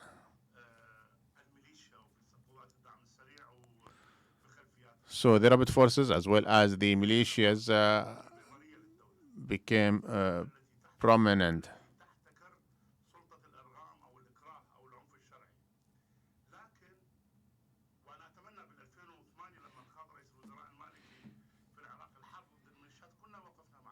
I remember when President al-Maliki fought against the militias, all Iraqis supported him. But unfortunately, this will give more role to the military by eliminating the militias.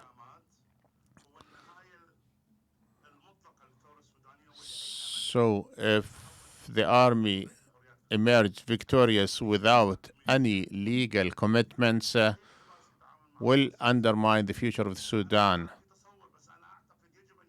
So I do believe there must be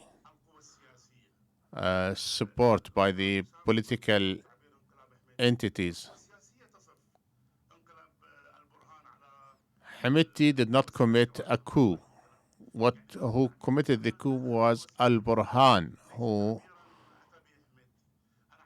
toppled the civilian government. So Hemeti jumped on the bandwagon and took advantage of the conflict and to try to make gains for himself and his forces.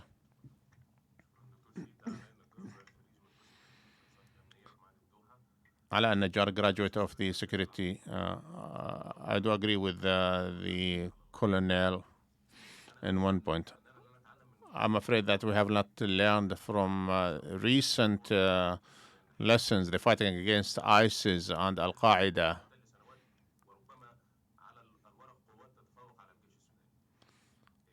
We have seen the rapid forces become formidable forces that has the capabilities and the capacity to defeat the armed forces, the regular armies.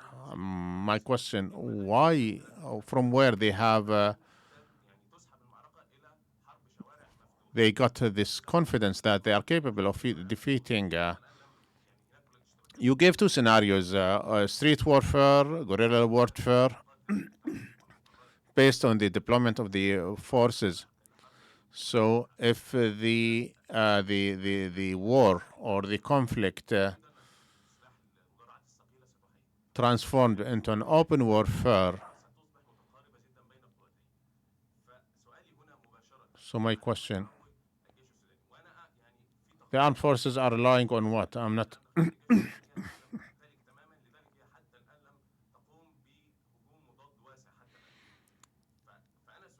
So the armed forces has not waged a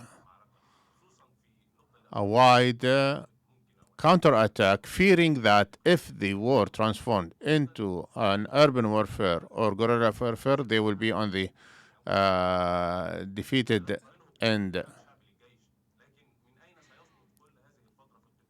Hemeti is not enjoying the popular support of the people, and I don't think he has enough support that would sustain him for a long time.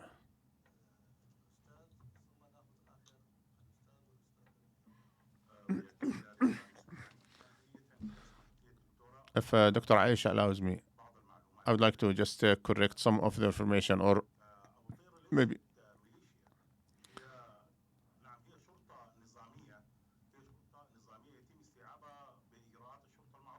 one of the militias that you have alluded to is not a militia per se. It was security forces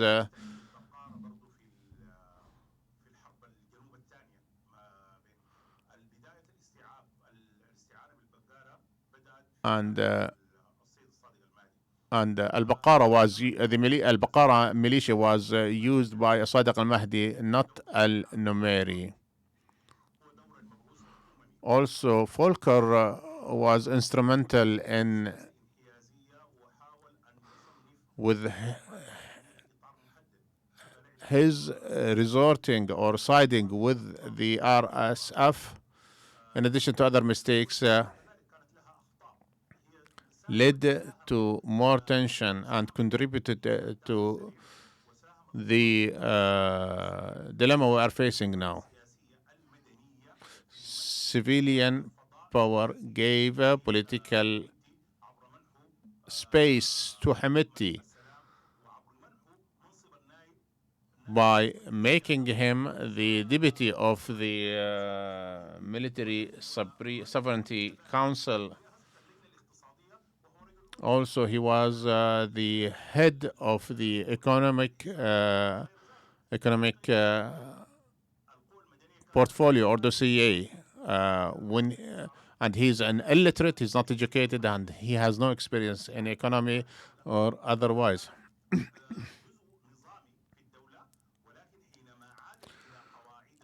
Also, the Rabid forces was part of the holistic army establishment, and when there was a conflict of interest, they Dr. Fathelalem Ali, my question about the speeches of Hamiti, there were references that these recordings and the leaked audios of Hamiti were not true, they were not genuine, but rather from the AI.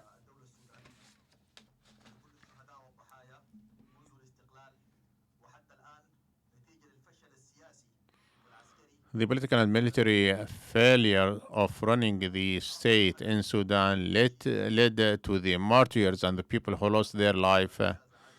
I commend the information that has been provided by Dr. Aicha. However, I would like to add other factors that led to the emergence of the rebel forces. We remember that the Sudanese armies waged wars in southern Sudan, non-conventional wars in forests and bushes. Also, the ethnic factor. Most of the armed forces were parts of former militias. Also, the ideological dimension, the decoupling between the Islamists and the non-Islamists. Dr. Khalil, he was part of the Justice and Equality, who believed that the war in Darfur was jihadi of its nature.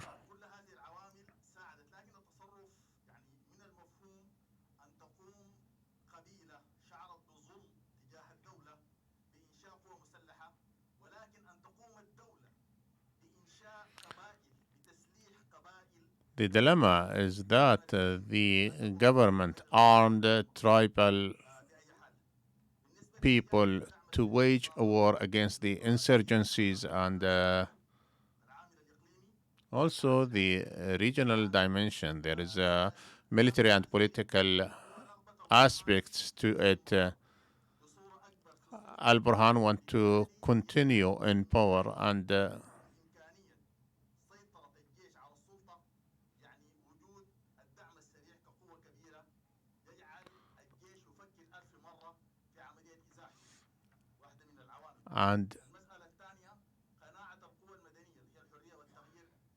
he forged this relation with the rabid support forces to prevent against any coup that would topple Al-Burhan.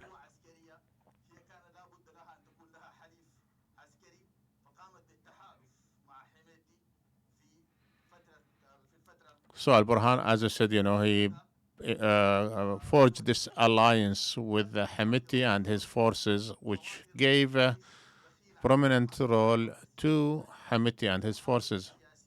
So we have this alliance between politicians and militants or the army. We have seen this repeated in Sudan, time and time. One final point. What is different in this conflict, and that the politicians have the courage to express their positions in supporting this side or that side. The Al-Umma party and others fought against a Numeri regime. Al-Umma party fought against the communists. However, the nowadays politicians, both the civilians who support the army or the forces of freedom and change, they don't have the courage or the audacity to support the army, the regular army. Thank you very much for your interventions. Number of questions that we have received through the social media. What is the future of the militias in terms of the international complexities? Maybe Mr. Mohamed Zein would answer this question. Tariq asks, how much time does the army need to defeat the rebel forces, and if there is a hidden hand that provides support to the RSF for certain objectives, or for Al-Fadi Izzuddin asks why the Sudanese army throughout its history seek the support of non-conventional forces or armies.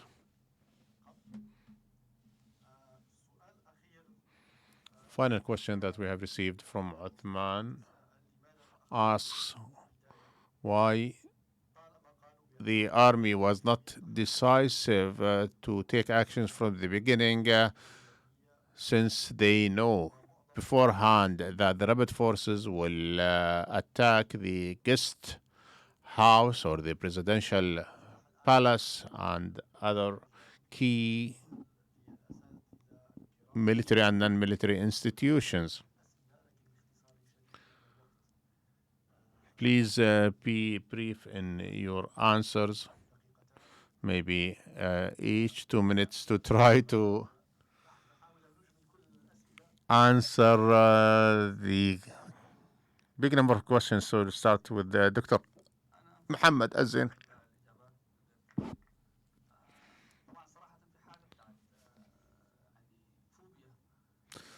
There is a phobia and paranoia between the politicians and the military establishments, especially in Sudan.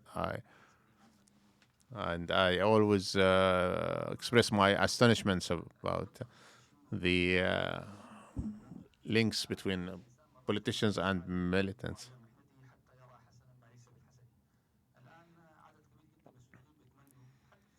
A vast majority of Sudanese, and even during the Arab Springs, they have apprehensions concerning revolting.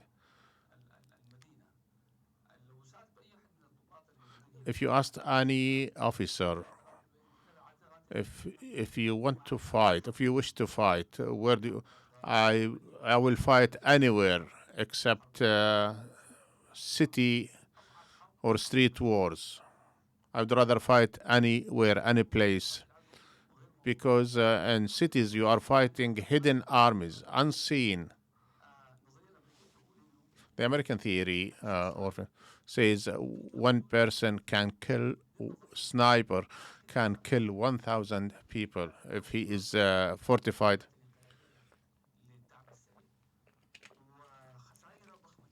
And urban warfare, on city warfare, the loss and the damage is huge.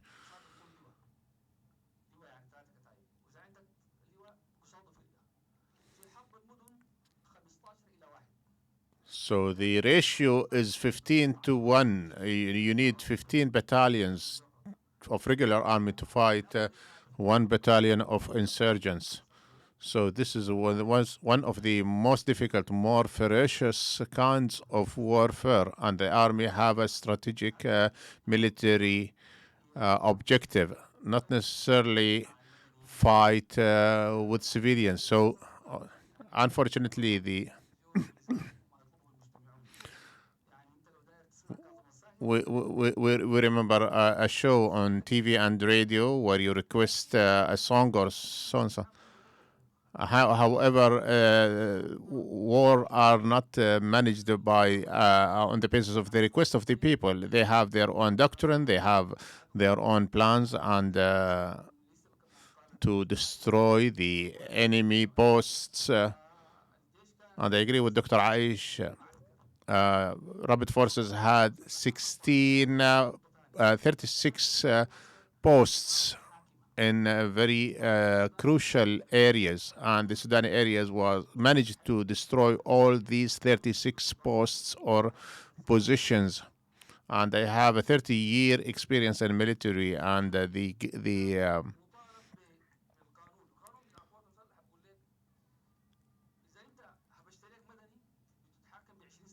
and the military forces need to be very careful because any violations against civilians, you are bound by the law. Even before firing the first bullet, I need to adhere to the law. We need to know the restrictions. So you would be accountable for any violations against civilians or of civilian infrastructures or posts. And if you violate based on the international humanitarian law, you would be held accountable. Also, the rules of engagements are different in cities from other areas. And I remember we have fought in the south, and the rules of engagements, you start bombarding the areas before you attack or advance. And this we remember this took place or happened in the second Gulf War, where the American and the alliance forces bombarded and through artillery and air force the Iraqi forces before they advanced to Baghdad.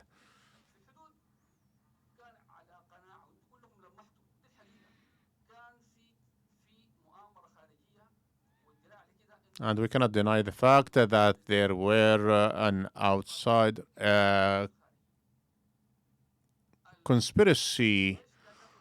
So the army had no option but to have control of the rapid force positions and posts.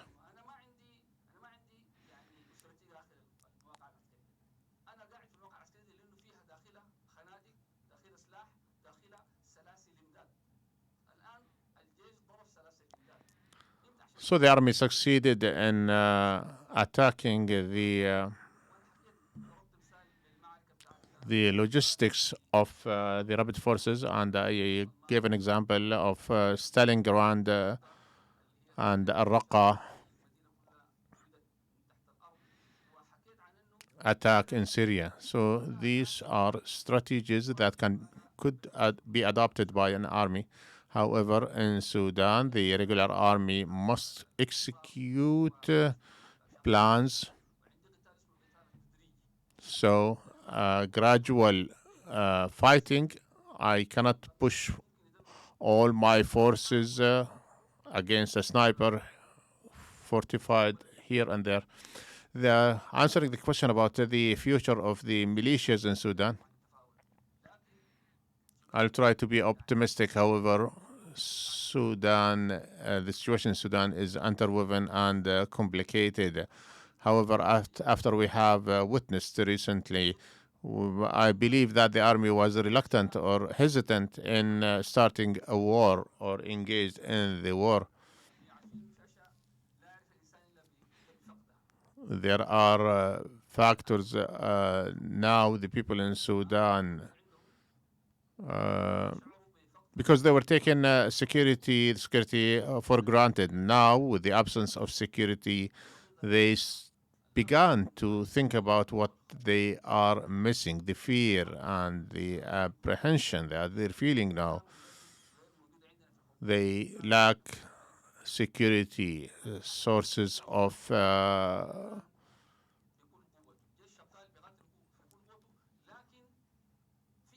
So again, the army is doing its best. However, the problem, and Sudanese know.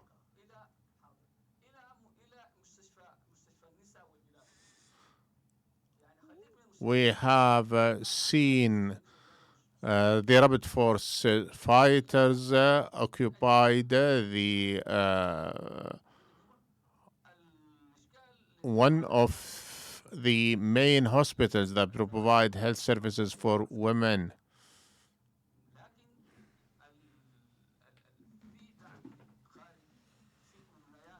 Again, there is external support to the RSF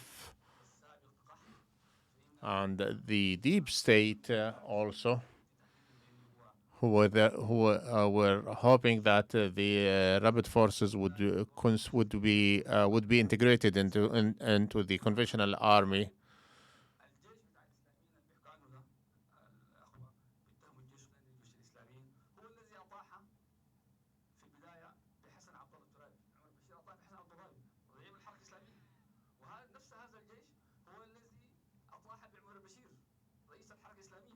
And the army of the previous regime, al-Bashir regime, the army was headed by Islamists. However, they revolt against Hassan al-Turabi, who was the head of the Islamist movement, and later on they revolt against Hassan al-Bashir, or President al-Bashir.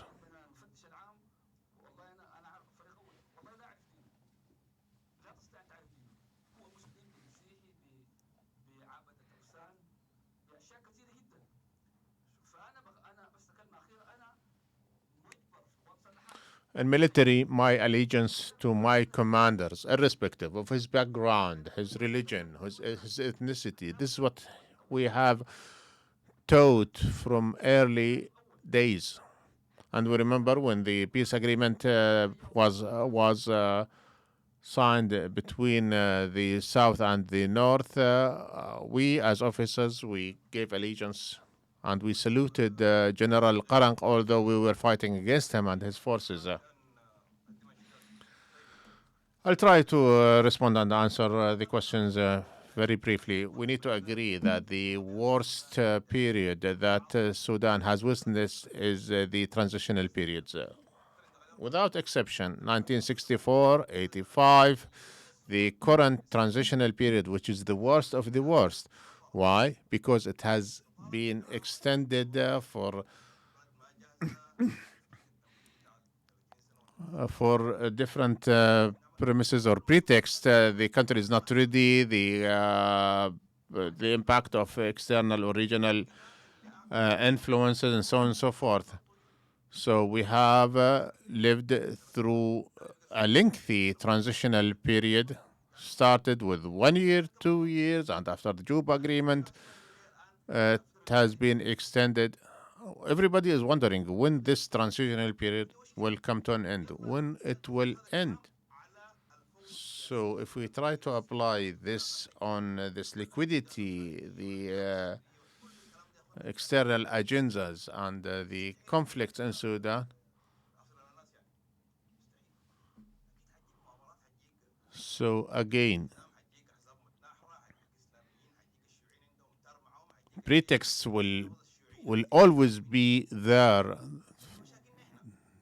So we need to resolve our problems, not only the military, but rather the civilians. I remember back in the 70s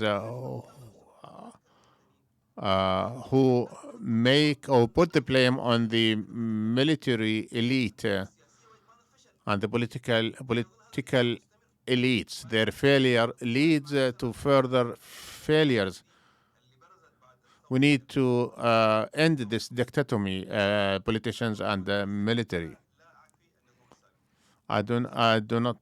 The former regime is to blame for the establishment and the support that the rebel forces enjoyed. However, most of the blame must be put on the shoulders of the current regime, who have expanded. The rebel force has expanded many folds.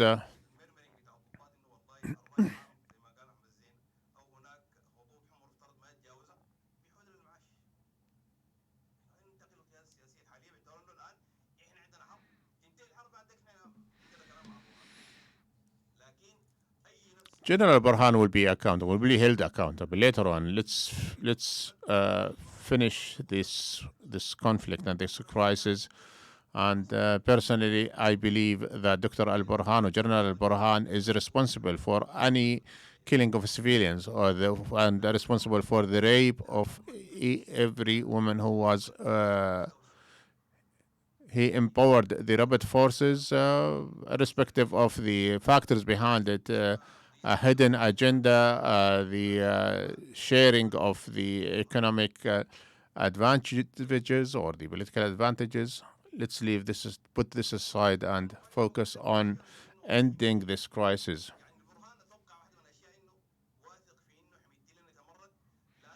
Maybe General Burhan was confident that Hemeti will not revolt against him. Maybe he was given assurances by Hemeti.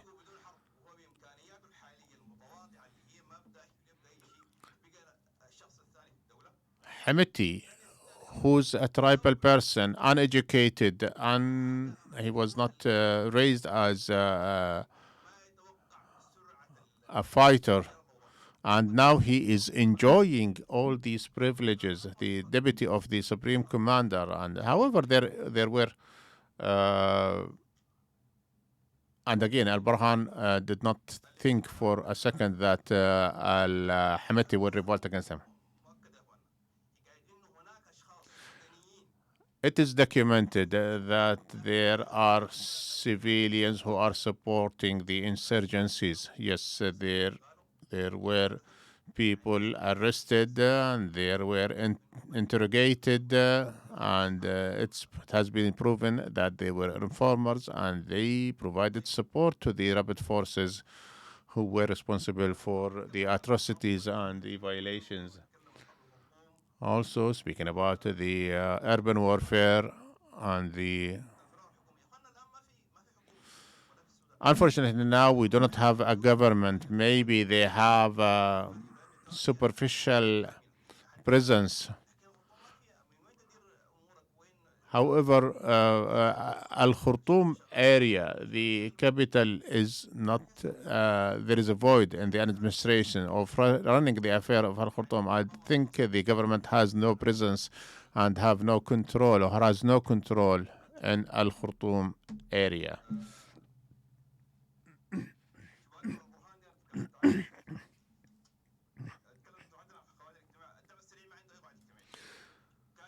About the support, the community support of rebel forces, they are only enjoy support by their tribes in a certain area. However, the Al Hizigate tribal, however, so this they do not have.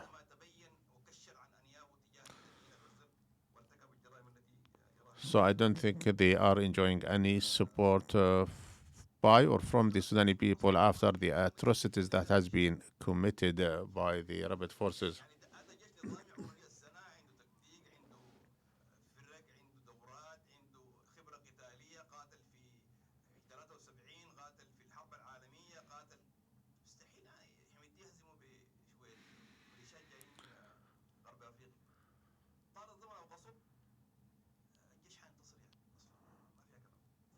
I do believe that the Sudanese armed forces will be victorious and triumphant at the end of the day because they have vast experience and long experiences in wars dating back to the World War II. So they will be the upper hand. Answering the question about the security forces, I think these are irregular and forces, and they are not cannot be considered as militias. Everybody is asking when the army decide these insurgencies, when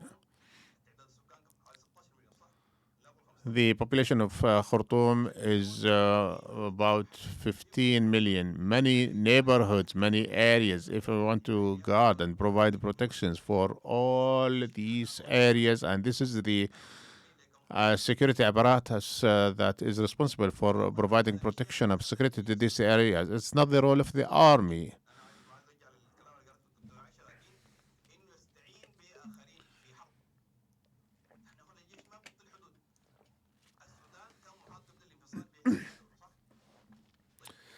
Sudan, before the secession of Southern Sudan, was surrounded by 11 countries, has borders with 11 countries, and trying to secure these borders requires huge forces.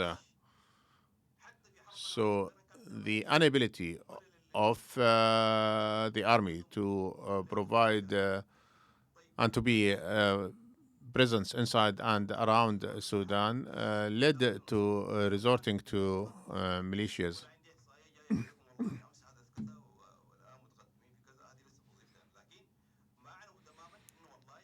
Trying to foreshadow the future, and I think the army is gradually gaining the upper hand. Yes, they observed the rapid attack and they started or they initiated the counter attack. However, they are working slow but sure.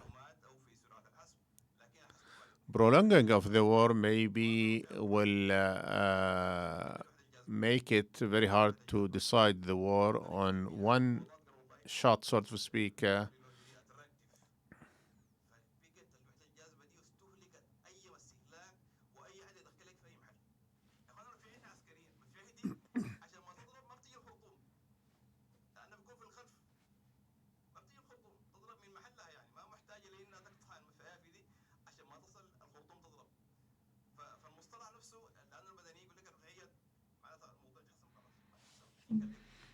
Again, it's very hard to decide an urban warfare through conventional means and ways. Now, give Dr. Aisha the chance to answer. Concerning the question about the international interventions, my answer is no. I don't think in my assessment, I don't think the international community is concerned in resolving the conflicts. And since 2020, internal conflicts has not been Azerbaijan and Qarabakh against Armenia. The Security Council did not intervene.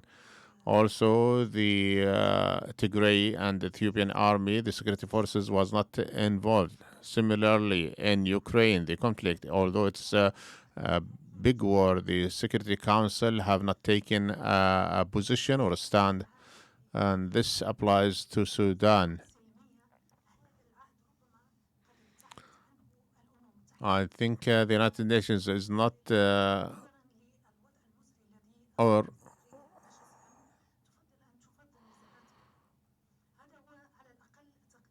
So this is my assessment. The United Nations or the international community opted not to be involved in resolving these conflicts. They want the stakeholders to resolve these crises and conflicts without the intervention of the international community.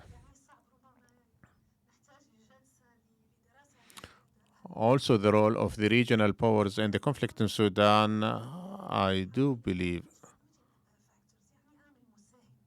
think it is a contributing factor, but not a direct factor.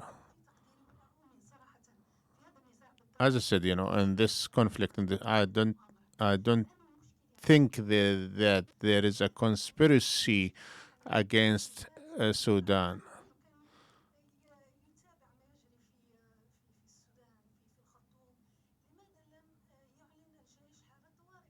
The question, since the army knew about the movement and the plans of the rebel forces, why they did not declare an emergency situation?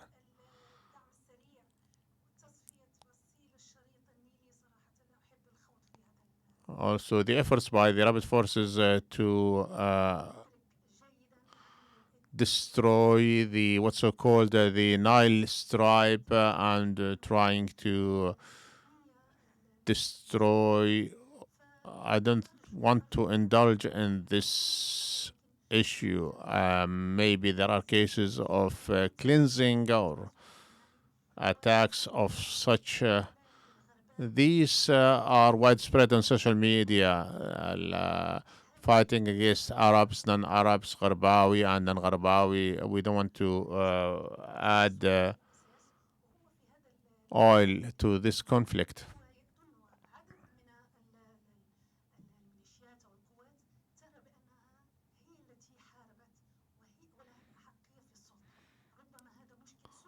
Some militias, because they provided support during the war in the south and in Darfur, believe that they have a legitimate demand to be part of the ruling apparatus.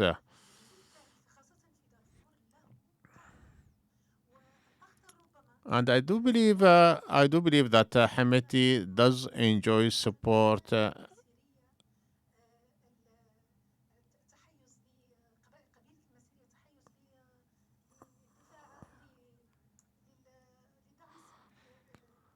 And the Misriya tribe may be providing support to the rebel force. And this is an indication that Hemeti does enjoy sort of community support or tribal support from different areas. And there are people who do believe that maybe Hemeti is the solution to the armed forces ambition to stay in power. Al-Baqira forces started as a conventional or regular militias. However, after 2005, after the comprehensive peace agreement and after the Security Council number 1556 that called for the disarmament and demobilization of and the reintegration of Al-Janjaweed forces from 2006 to 2012. The reports of the team of experts by the security forces who were concerned of monitoring the disarmament and the reintegration of these militias. In all these reports, it indicates that the vast majority of the border guards were integrated in the rapid forces. Concerning Anne-Mary, the first support was provided to Al-Murahhalin in 1984 during the Anne-Mary regime.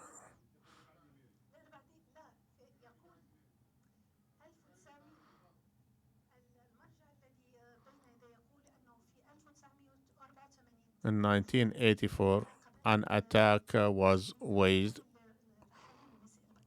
against Al-Baqara tribes.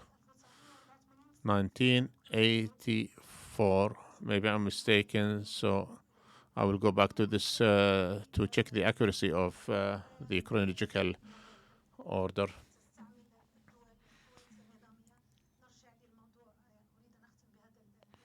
I will conclude with this point.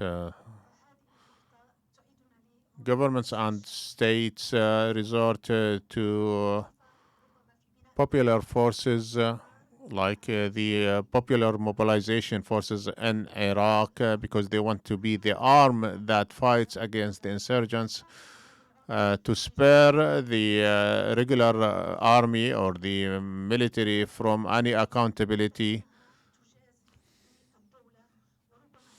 So governments, as I said, they may resort to militias to commit crimes against humanity or war crimes. Answering the key questions that were addressed to me. The first question on how to deal with fake news and misinformation. Very important to check the accuracy of the information. However, it is very hard to encompass or fight against fake news, but we have to be diligent at the individual, institutional, and governmental levels. There is the model, child, adult, parent model. If we assume that everybody present in this hall are adults, how to deal with fake news? We need to check the source of information. I will give you a live example. Dr. Aicha, where did you get the information that Al-Misiriya supported the Rapid Support Forces or the RSF? From a core organization. So there was a video recording by a person, we don't know. It could be genuine. I'm just, trying to give you an example about the fake or fake news.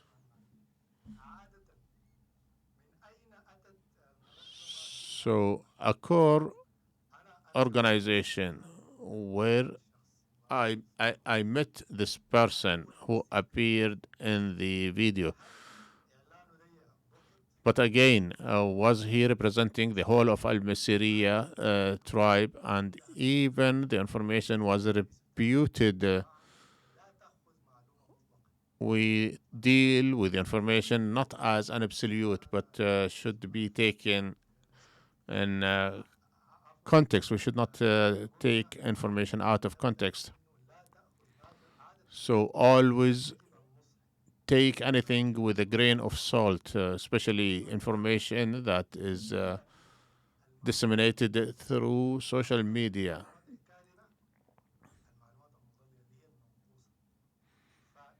So this information is more problematic, more dangerous than fake news.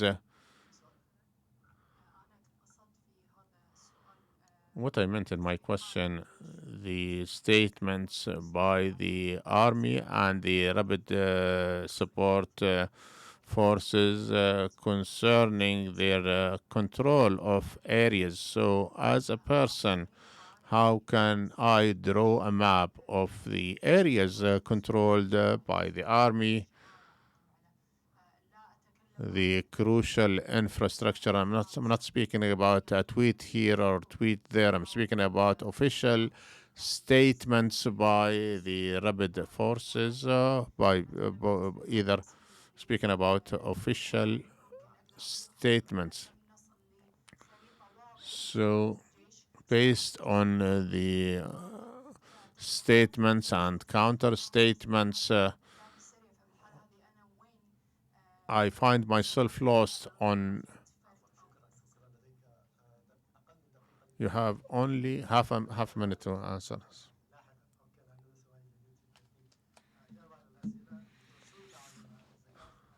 The artificial intelligence, and if the statement or the video leaked video of Hamiti, whether it was genuine or a production of artificial intelligence.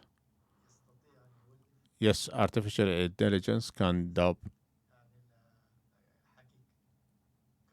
or mimic your speaking.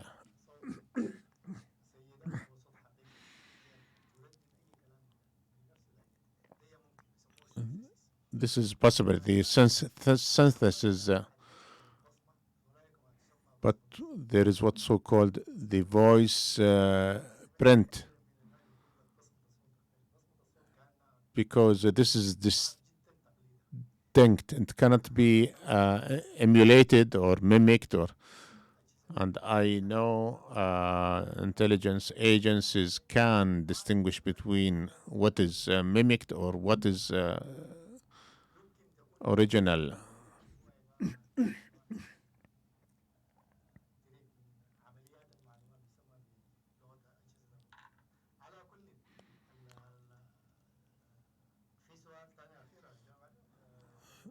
The final question. Unfortunately, we are out of time. We have gone almost 3 hours.